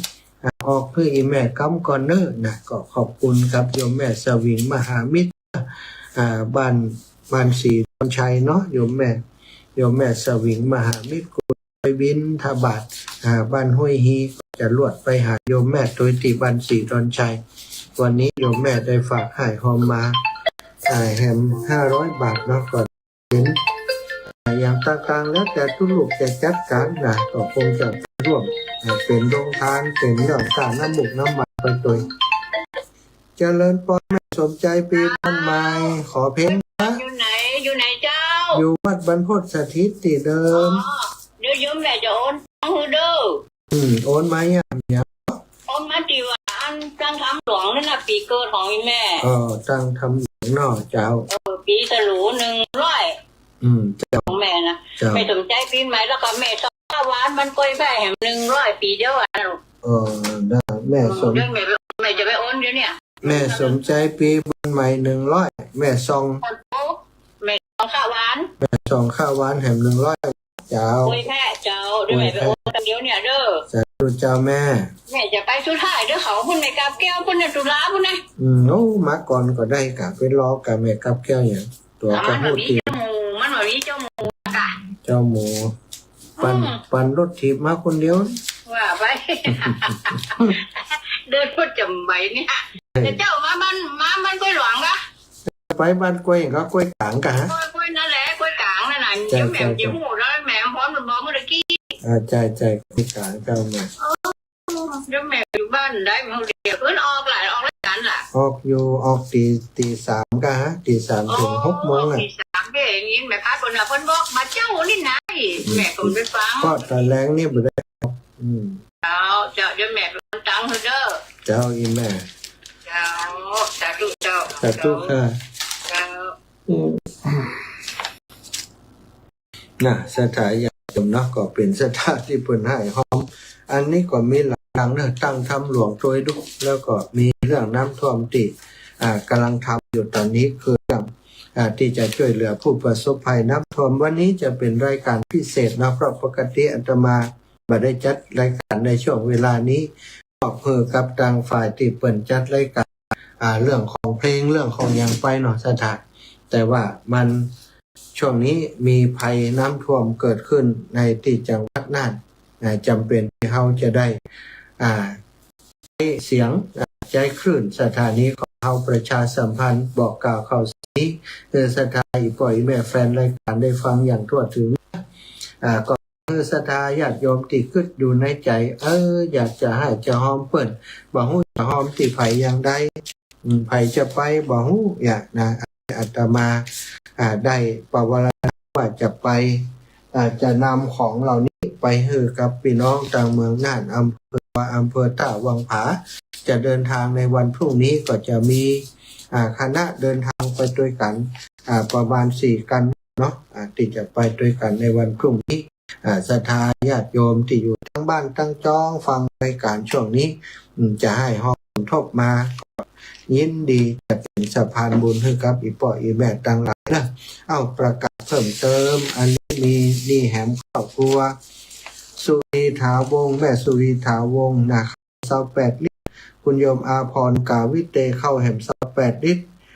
คุณเรืองชัยคุณพนารัตน์ทิลาวงศ์เข้า10 ลิตรยายนวลน้อย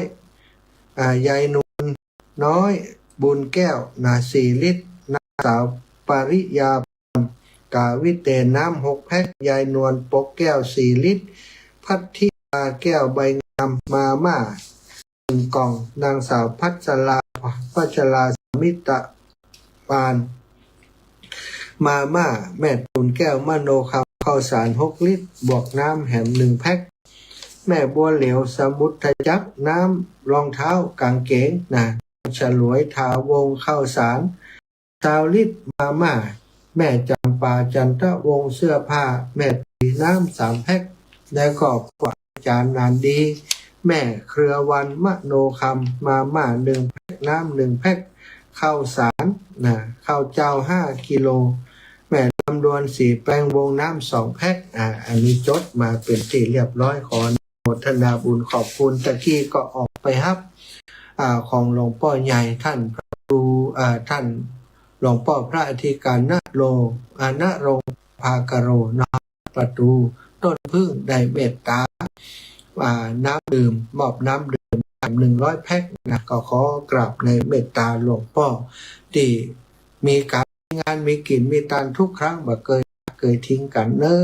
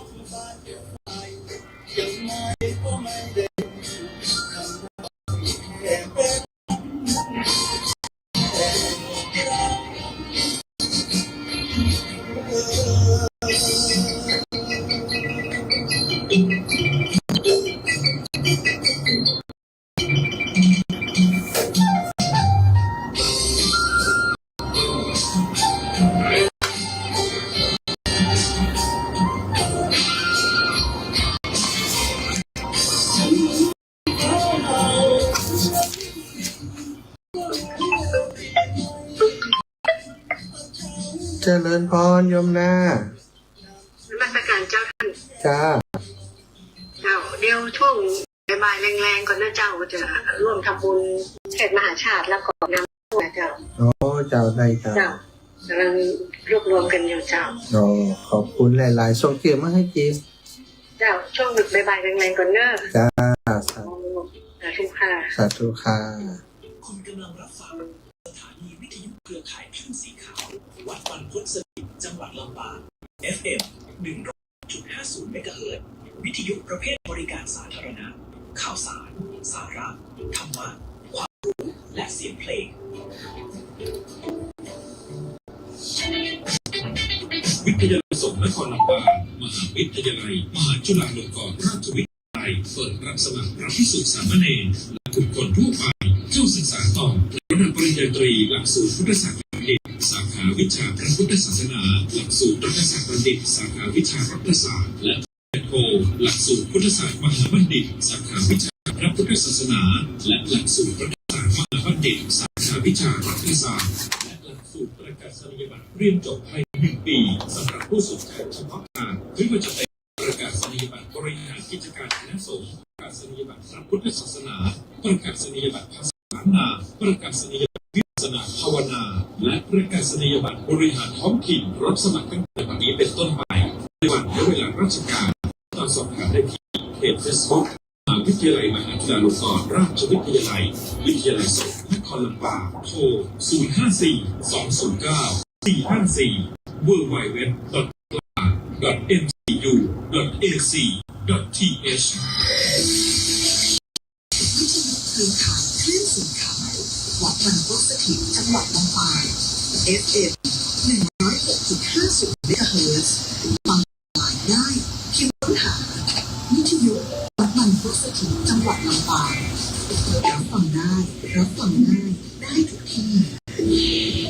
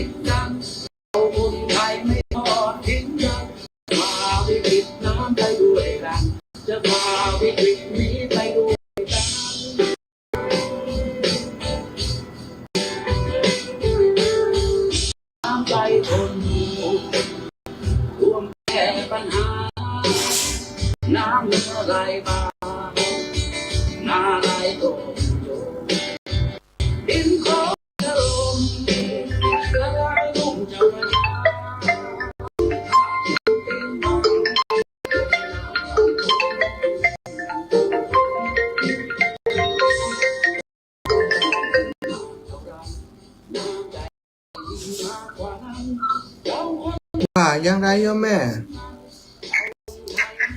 ที่แม่นำบ้างยังได้ประกาศอันนี้แม่มาแล้วคนอื่นจะประกาศเหรอวันนั้นนี่ยังแหมปึกนี่เรื่องไหนล่ะฮะวันคนนี้แล้วนะเจ้าแม่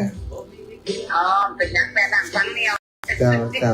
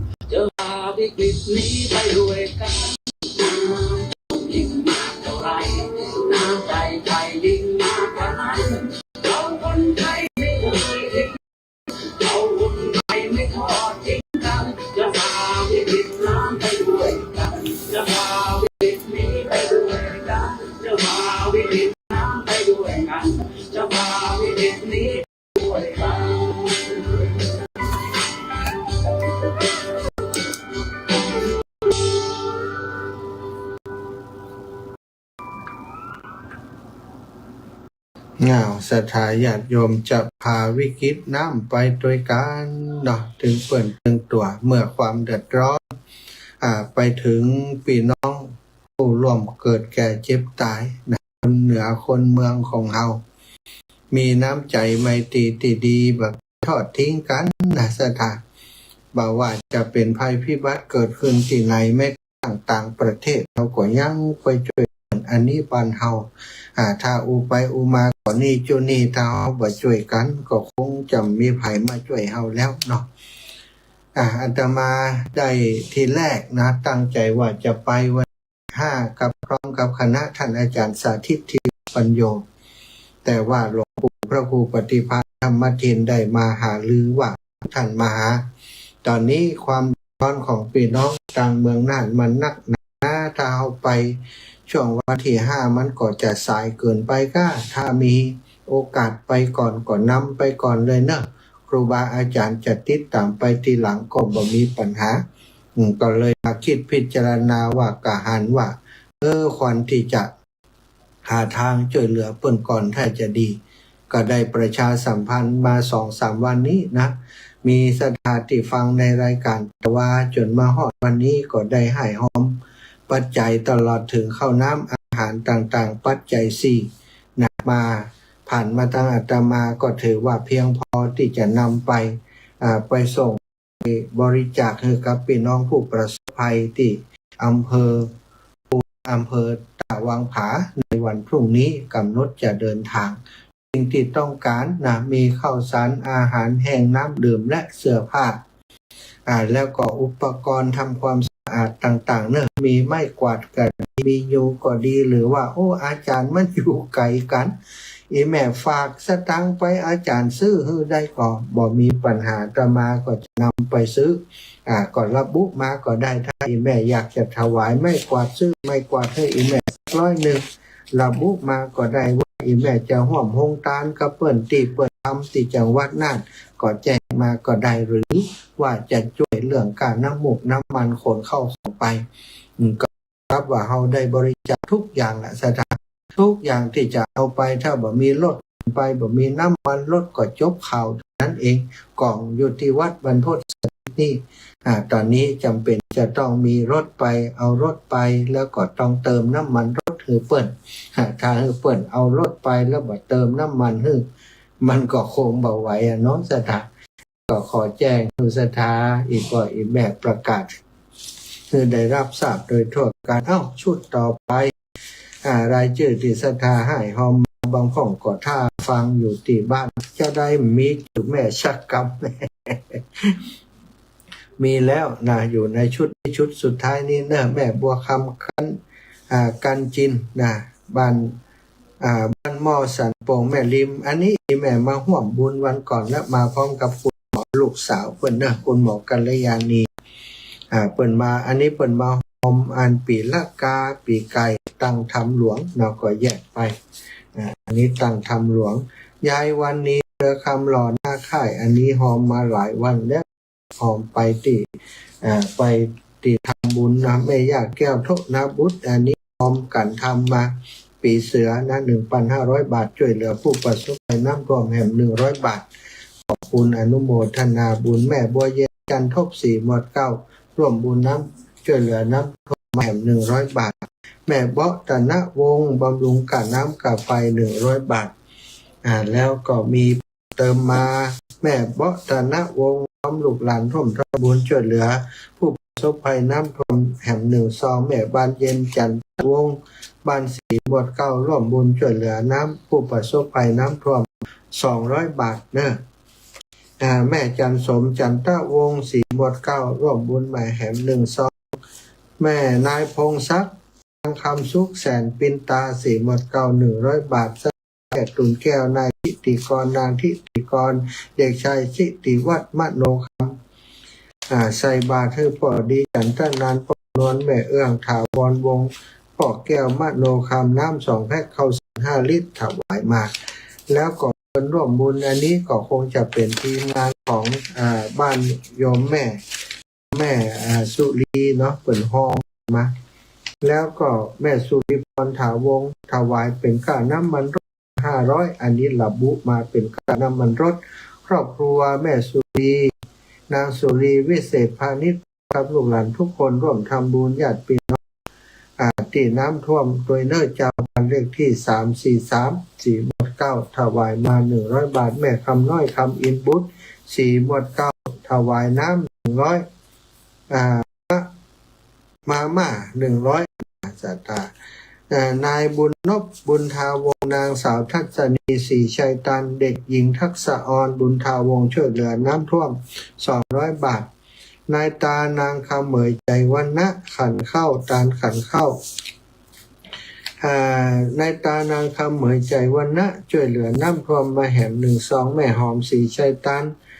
ตานให้เจ้ากรรมนายเวรเจ้าติเจ้าตาเจ้าเขตเจ้าแดนแม่นวลปกแก้วช่วยน้ำท่วมพี่น้องจากแพะดอนตานแม่สันทัด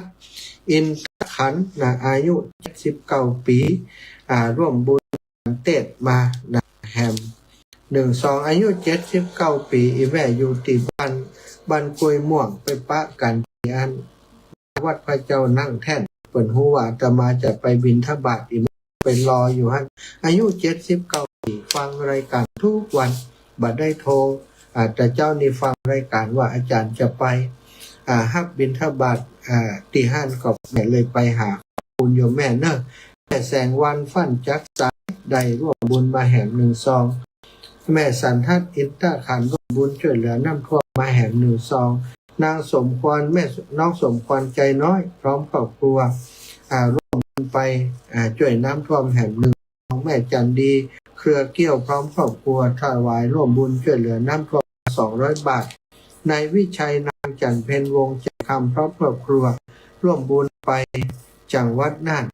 น้ำ2 แพ็คแล้วก็คุณมยุราภิวาฒนศิริ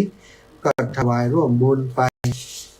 แหม1 ซองบัดได้พอตั้งนายแม่บอกวงบันป่าจ้ำให้ร่วมบุญมา100 บาทช่วยเหลือน้ำท่วมแม่ดาสายสุภาป่าจ้ำส่วนบุญช่วยเหลือน้ำท่วมมาแหม100 บาทแม่อำพรเครืออุดทานก๋วยเตี๋ยว100 บาทแม่ชุ่มใจเครือแก้วน้ำโจถวายร่วมน้ำท่วม1 ซองป่อหมูเมสุธิกาสารุตบ้านน้ำโจร่วมบุญมาแหม1 ซองแม่อำพรเครืออุดป่าจ้ำช่วยเหลือน้ำ200 บาทแล้วก็น้ำดื่ม3 แพ็คขอบคุณอนุโมทนาบุญแล้วก็มีญาติโยมที่เพิ่นแม่โสภาพันธ์วงคำเครื่องบ้านน้ำโจ200 บาทแล้วก็นางพิษสมัยบุญมาสืบน้ำ10 แพ็คบ้านป่าจ้ำแล้วก็บริจาคน้ำดื่มนายผลวงมณีวันบริจาคน้ำดื่มแพ็คมาม่า1 กล่องนี่อยู่น้ำโจป่าจ้ำเนาะแม่สวิงมหามิตรบ้านศรีดอนชัย500 บาทตะกี้แม่จันสายเปียงพร้อมกับคณะของเปิ่นไห่หอมมาแหม360 บาทตะกี้วางสายไปเมื่อสักครู่คุณโยมกนกพิชัยนา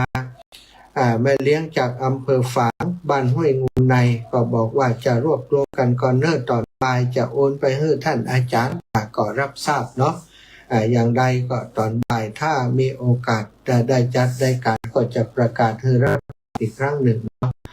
ขอบคุณเป็นอย่างสูงเน้อสายญาติโยมทุกคนทุกท่านที่ติดตามรับฟังรายการเพลงรักจากอย่างนี้ เพลงรายการเพลงอย่างแบบว่านะยังมีชื่อแต่กันแล้วกันรายการพิเศษเนาะช่วยเหลือผู้ประสบภัยน้ำท่วมก็ฟังเพลงเกี่ยวกับเรื่องมูเนี่ยเนาะญาติโยมเกี่ยวกับเรื่องน้ำท่วมเกี่ยวกับเรื่องอย่างต่างๆนี้นะศรัทธาจะได้ซึมซับในเรื่องของความจำเป็นเหตุผลที่เขาจะได้ช่วยเหลือกันในเรื่องของการประสบภัยในครั้งนี้นี่ก็ขอฝากกับญาติโยมทั้งหลายได้ประชาสัมพันธ์บอกกล่าวกันไปซึ่งอาตมาภาพจะได้เดินทางไปที่จังหวัดน่าน3 รอบเนอะช่วงนี้ก็จะหลังจากตั้งถ้ำหลวงวันที่29แล้ววันที่30อาตมาก็จะเปิดรับบริจาคอีกครั้งหนึ่ง31แล้วก็จะเดินทางน่าจะ31วันที่1ก็จะเดินทางไปเอาของไปส่งเปิดอีกครั้งหนึ่งจากนั้นก็จะมาเตรียมของแล้วก็จะกลับไปอีกทีวันที่5เดือนหน้าเนาะเดือนกันยาจะถ่ายญาติโยมไปจะไปโดยวันที่1ที่2ก็ดีจะไปวันที่5จะร่วมถ่ายหอมอย่างตอนนี้อีแม่บัตตันเก็บผ้าบัตเก็บของเนี่ยกันก็เก็บตอนนี้ไว้ก่อนนะถึงวันที่1หรือว่าวันที่5ที่กำลังจะไป ก็จะเตรียมของ2 วันนะเตรียมของวันอาทิตย์นะจะไปฮับรู้สึกว่าที่บ้านฟ่อนยังมีญาติโยมที่เพิ่นบัตรตันในเที่ยวนี้จะหอมเพิ่มเติมก็แจ้งบอกอาตมาได้บ้านอื่นก็บอกมาได้เนอะถ้าสามารถร่วมกันเป็นกลุ่มเป็นก้อนได้ก็จะสะดวกน้อยอาตมาก็จะไปฮับของที่บ้านสถานเลยเนาะไปฮับที่บ้านเลย แต่ถ้าใครสามารถจะเอามาส่งได้ก่อนยิ่งดีเป็นอย่างยิ่งนะนะครับจะได้แบ่งเบากันไปเนาะอาตมาอย่างวันนี้ก็จะต้องไปฮับหลายที่อยู่เบิ่มนี้ช่องนี้มาได้พักเลยจะต้องไปฮับที่ที่เมืองที่บ้านเดี๋ยวบ้านเขาบ้านผาลาดกันอยู่ช่วงนี้ก็อยากจะให้ศรัทธาญาติโยมได้ฟังเรื่องราวที่เกิดขึ้นที่จังหวัดน่านเนาะผ่านบทประพันธ์บทของโยมน้องท่านนี้เนอะศรัทธาญาติโยม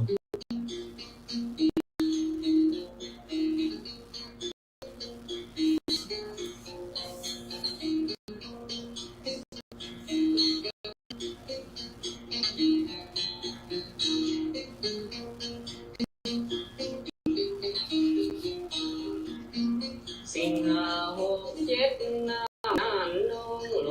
วงเมืองน่านกันม่วงเดือดนั้นไม่บานชีวิตทรัพย์สินให้หน้าป่าตั้งไหลน้องไว้น้ำเอาอย่างบ่ทันฝนตกติดต่อหลายวันโดยกันฟ้ามืดมัวดำตกบ่มีค่าเทียนบ้านนอกในเสียงน้ำไหลมาหลากหลายพอขอ68ยังบ่ทันครบปีเป็นข่าวบ่ดีอุตุแจ้งพายุหมุนเป็นฮ้อนมีศูนย์กลางแหล่งปักขึ้นสู่แห่งประเทศเวียดนามโดยสูงเพียงฟ้าตานแห่งมหาศาล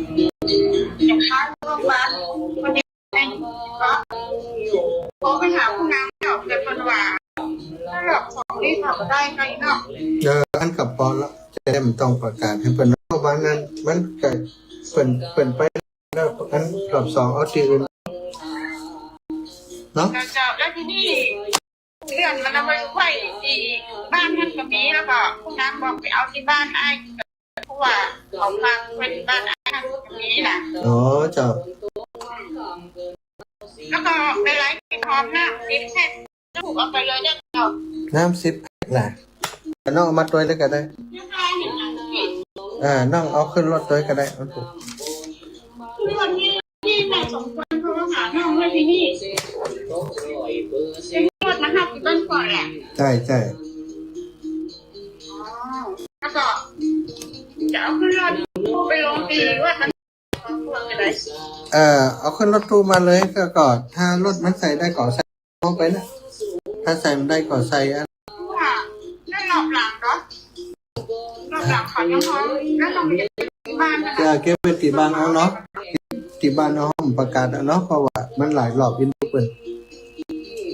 จ้านี่เนาะจ้าแน่นอน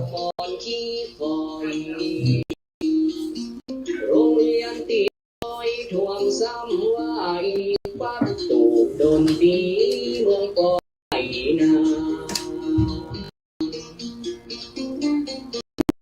นำสอดก็ให้ย้ายตั้งข้างหัวเจ็บเป็นผู้นัวออกมาบ่ได้สะพานวางผาตรงจ้างตั้งไตสัญจรได้เสาไฟกลนลงห้วยผ่านเชียงกลางเป็นโกลาหล ป่าใจจะได้นำเกิดตั้งไปเสียเดียวเท่านั้น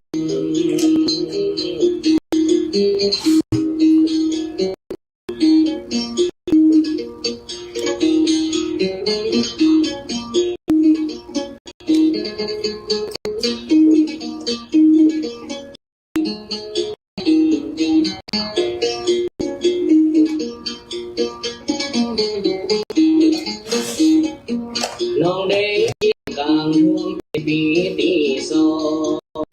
งน้ำไหลข้ามกองตั้งอย่ามังบ้านโซตั้งน้ำงานเก่าไหลเข้าไหลคอดอนไหวดอนซอตรงลุ่มตรงหน้าเขาสมก่อนเป็นสายบ่อเรือน้ำก่อนน้ำพัวน้องหนุ่มดังน้ำท่วมเจ็บขังรอบ3 ปีนี้ให้หลวงเหล่านานน้ำมีคนขับรถแจกน้ำแจกเขาน้ำจากตรงเฟ้งไหลเหงแต่เราปัดรถสู่เจ้าไหลลงกลางนาหน้าบุญแต่แล้วขอให้กอดห่างไหลลอยกันมาก็เก่าไม่ได้บ่เจ็บบ่ได้น้ำลายเต้ตื่นเก่าตื่นใหม่น้ำไหลลาดหัวเป็นนาดีกูสมาเก้าบังน้องขอนไหลลงไปบ่ยังเรียบดอยจังน้อยหัวเมืองบ้านพันพี่น้องน้องเนื้อพี่ดูสงสารอยู่มาหึงเมินน้ำเคยท่วมฝั่งอีเพื่อนเพื่อนนี่จังลุ่มเรือแล้วห่วงน้ำหัวห่วงรวมกันเฮซบขวางต้นเหล็กไหลเหงมาโตเก้านิ้วเก้าหนอไหลหล่อมาโยหัวตาโลพุทธขาดลงวังว่าบ้านศาลาลูกลงเหมือนกันตั้งเหนือก็สะพานบ้านสานหัดบ้านปางขอนล่องน้ำล้นหน้าหัวต้นฟังไหลหลังตาคอนมูราสะดอนน้ำน้องน้ำบัวนาก็สาลาดอนแก้ววังม่วงโศกหัวนาหัวตำบลเจดีย์ชัยน้ำท่วมจ้าพันล้นตาฟังเสียหายน้ำป่าหลากไปดินสไลด์ห้วยบ้านพี่น้องวงวานก็สาบให้สาบพอยินดูสู่เจ้าสู่ต้านตั้งหลายภาพความเสียหายหลายบ่ใจน้อยพายุวิภาสายฟ้ายอดย้อยนักบ่ใจสะน้อยไหลโบสายฟังมีแผ่วน้ำปัดสัดเฮือนตึงหลังจนใส่สะพานปานกับต่อมอเสียงแต่นอแต่เหี่ยฟื้นเหี่ยฟื้น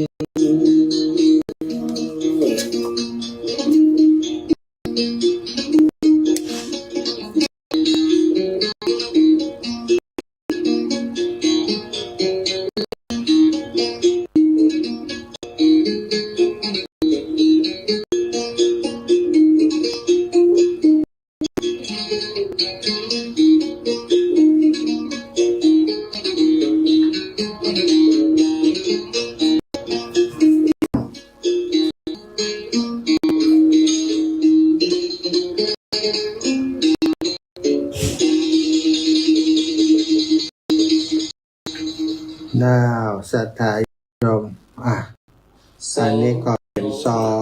เกี่ยวกับเรื่องของน้ำท่วมนะเมื่อดีอาจจะเปิดซ้ำหลายรอบหน่อยสำหรับเพลงเฉพาะกิจนะตีการเหตุการณ์น้ำท่วมเมืองน่านปีนี้สถานเอาละเนาะช่วงนี้ได้จากกันมาชั่วโมงกว่าก็มาเพื่อจะเป็นรายการพิเศษให้สถานญาติโยมติดตามรับฟังรายการนี้นะพร้อมกับมีเพลงเพลงมีเพลงเกี่ยวกับเรื่องราวของน้ำท่วมให้สถานญาติโยมได้ติดตามรับฟังโดยแฟนรายการว่าบอกกล้าโทรมาแต่ใด เหมือนกับดีเจเจ้าบ้านดีเจเด็กๆเนาะจะม่วนน้อยแต่ก็กวดเก่งใจกันเนาะแต่ที่โทรมาก็ส่วนใหญ่ก็จะเป็นโทรหลังไม่เปิ่นก็โทรมาแจ้งนะแต่เกรับข่าวสารทรัพย์อนันต์เชียงใหม่ได้ร่วมบุญหอมบุญมา 1,500 บาทนะคุณโยมทานทิพย์ชัยมณีก็แจ้งมาให้หอมมาแฮม500 บาทนะก็ต้องขอบคุณเป็นสูงนะช่วงนี้จะพักสัพพะสงฆ์องค์สังฆเจ้าก็จะได้พักฉันอาหารก่อน มีคนโอนปัจจัยเข้ามา 2,500 บาทไม่แน่ใจว่าจากทางใดขออนุญาตดูไลน์เผื่อเพิ่นจะส่งข้อความมาทางไลน์เนาะบ่ได้ส่งมากำเตือนนะเป็นไปต้องไม่รู้นะโอนปัจจัยมา 2,500 บาทเดี๋ยวถ้าหลังเที่ยงนะหลังพักเที่ยงแล้วก็จะได้มาพบปะกันอีกรอบหนึ่งสำหรับศรัทธาญาติโยมใจได้หลายใจแจ้งมาอีแม่อยากให้หอมอย่างนั้นอย่างนี้โทรมาหลังก็ได้เนอะจะจัดที่งานไปเอาของที่บ้านที่จองของศรัทธาพี่น้องอีแม่ตั้งหลายช่องโมงนี้ขอทุกคนทุกท่านติดตามรับฟังการอยู่ดีมีสุขอายุมันกว่ายืนมั่งมูลตุ่นเต้าเนอจัตตารโอธรรมาวัฏันติอายุวันโนสุขังพระลา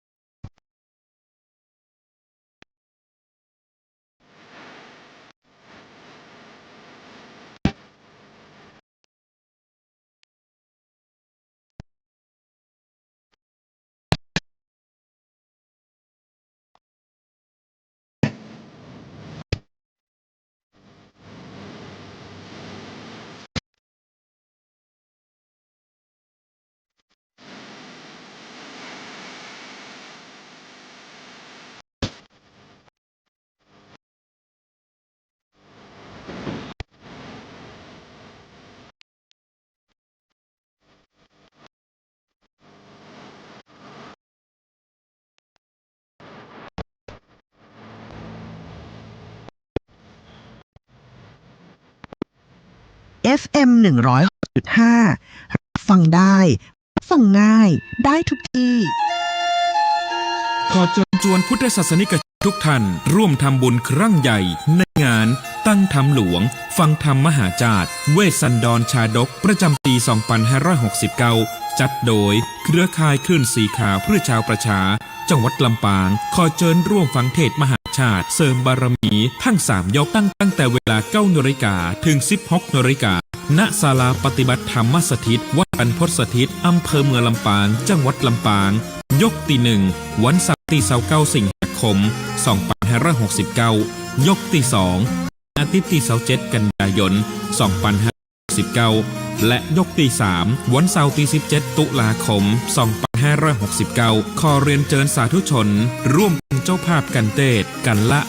1,500 บาทหรือร่วมทำบุญเป็นโรงทานตามกำลังศรัทธาสามารถร่วมทำบุญโอนเงินเข้าบัญชีกองทุนเผยแผ่พระพุทธศาสนาวัดบรรพตสถิตธนาคารกรุงไทยเลขที่บัญชี 503-315-5564 สอบถามรายละเอียดและประสานงานเพิ่มเติมได้ที่พระมหาสมชาติชาตะปัญโยโทรศัพท์ 080-884-4173 มาร่วมสร้างบุญครั้งใหญ่สดับรับฟังพระธรรมเทศนาเพื่อความเป็นสิริมงคลแก่ชีวิตและครอบครัวร่วมกันนะครับ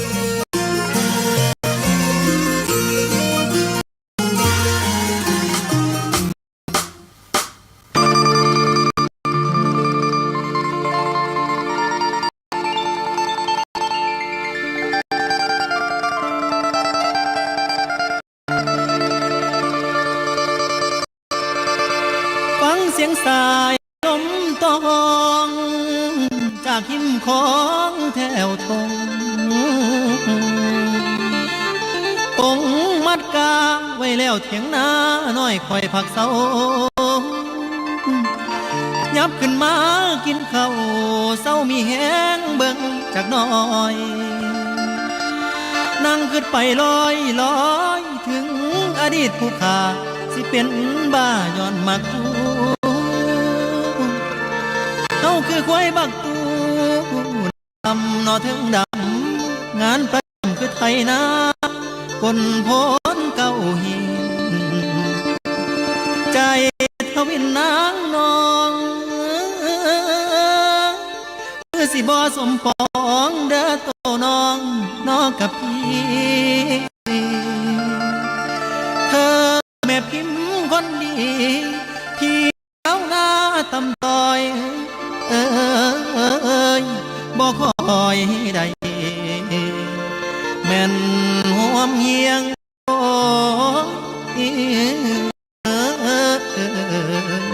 สาวผู้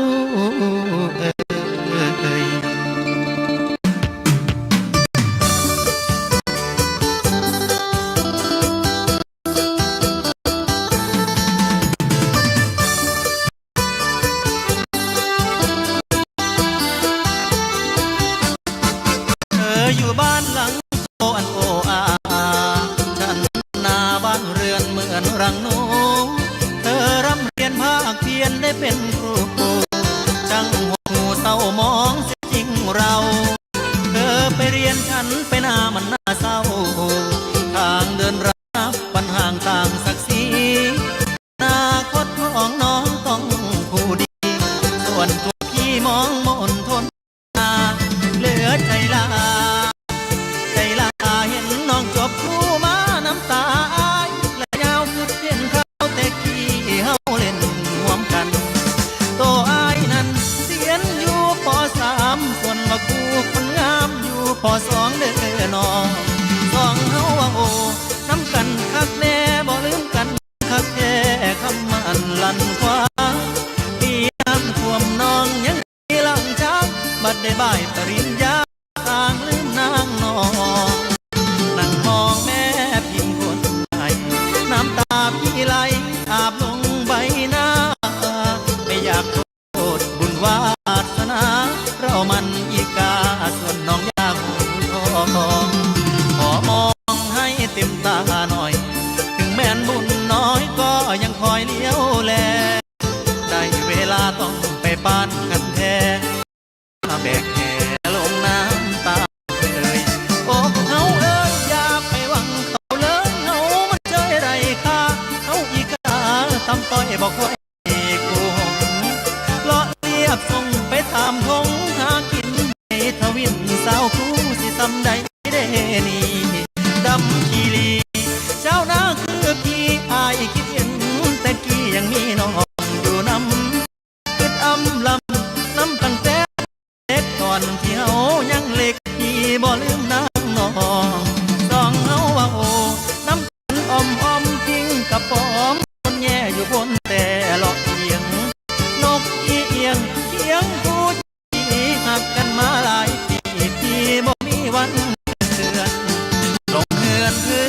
วนเดินเตรมักหลายเดครูสวยเก๋จังเลยหนุ่มชาวนาได้แต่มองใจใจคิดอยากกบเกยบอกลามาจาชาวนาอย่างเราเฝ้าแอบผลลัพธ์คือเจ็บแสบไม่ได้แนบเคียงกายหัวใจคงได้แต่มาเป็นครูเดินกายให้สอนนักเรียนเวียนหลายมืออยากไปเรียนหนังสือน้ำน้องคือแก้วหักบอกเว้าเขานั้นทำสกุลใจว่าแก้มชวนพูนมองหาวาสนาชาวนาสิพอเพียงนี้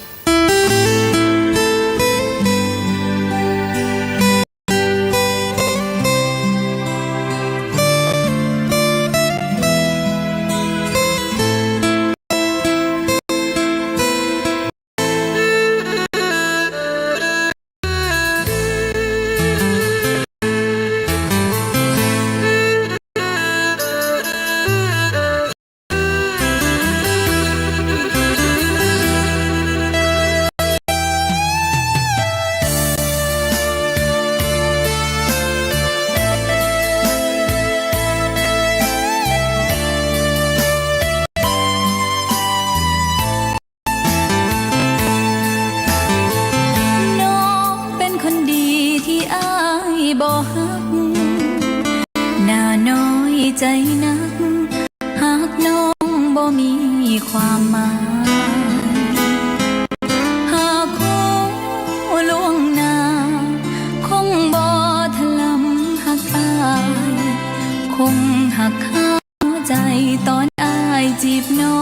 งอายว่าน้องดีแต่มีคนใหม่อกแทบสลายเป็นสองจากนั้นยิ่งเจ็บอ้ายให้ใจเขาทุกคนยังยอมตกเป็นรองเพราะน้องอ้ายหักอ้ายหมดหัวใจเพราะอ้ายสอนน้องให้หักแต่ไม่นักก็ลงค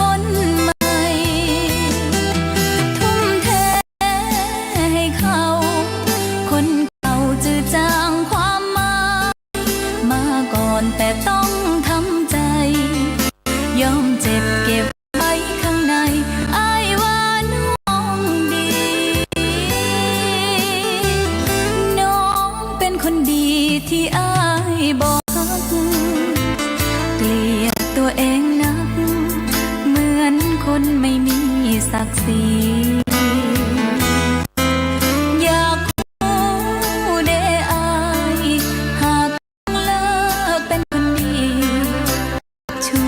ตอบน้องมาทีสิหักน้องบอก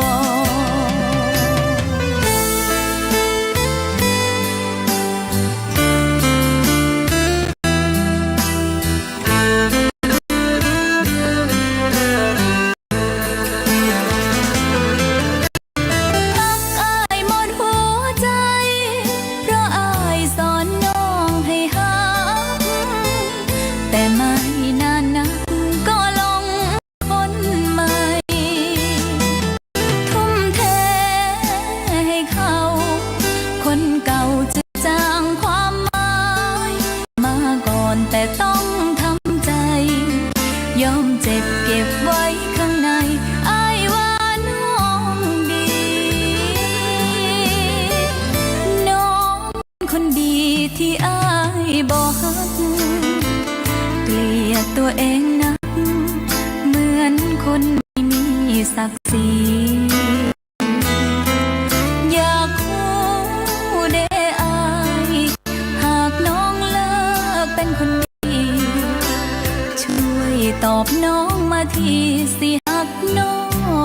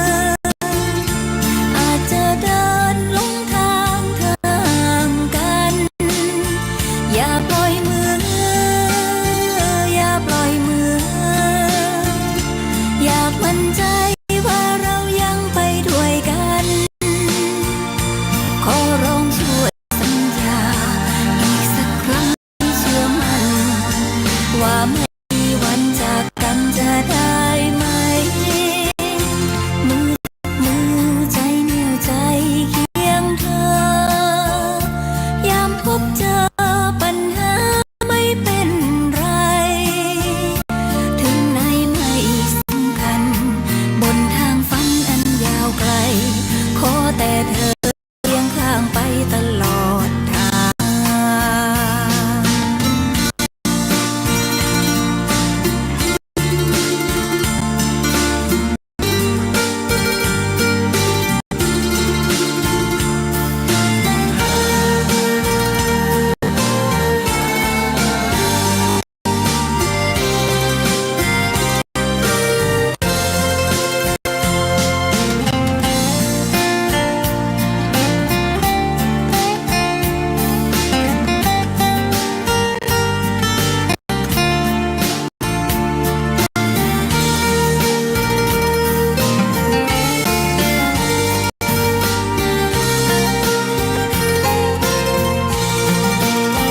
อย่าปล่อยมือ อย่าปล่อยมือ อาจจะเดินลงทางห่างกัน อย่าปล่อยมือ อย่าปล่อยมือ อยากมั่นใจว่าเรายังไปด้วยกัน ขอร้องช่วยสัญญาอีกสักครั้งให้เชื่อมัน ว่าไม่มีวันจากกันจะได้ไหม มือจับมือใจเหนี่ยวใจเคียงเธอยามพบเจอปัญหาไม่เป็นไร ถึงไหนไม่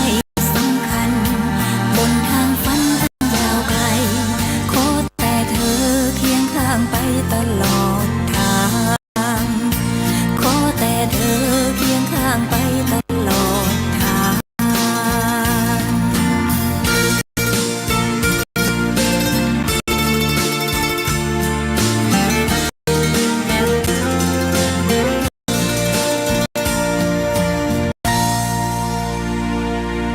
สถานีวิ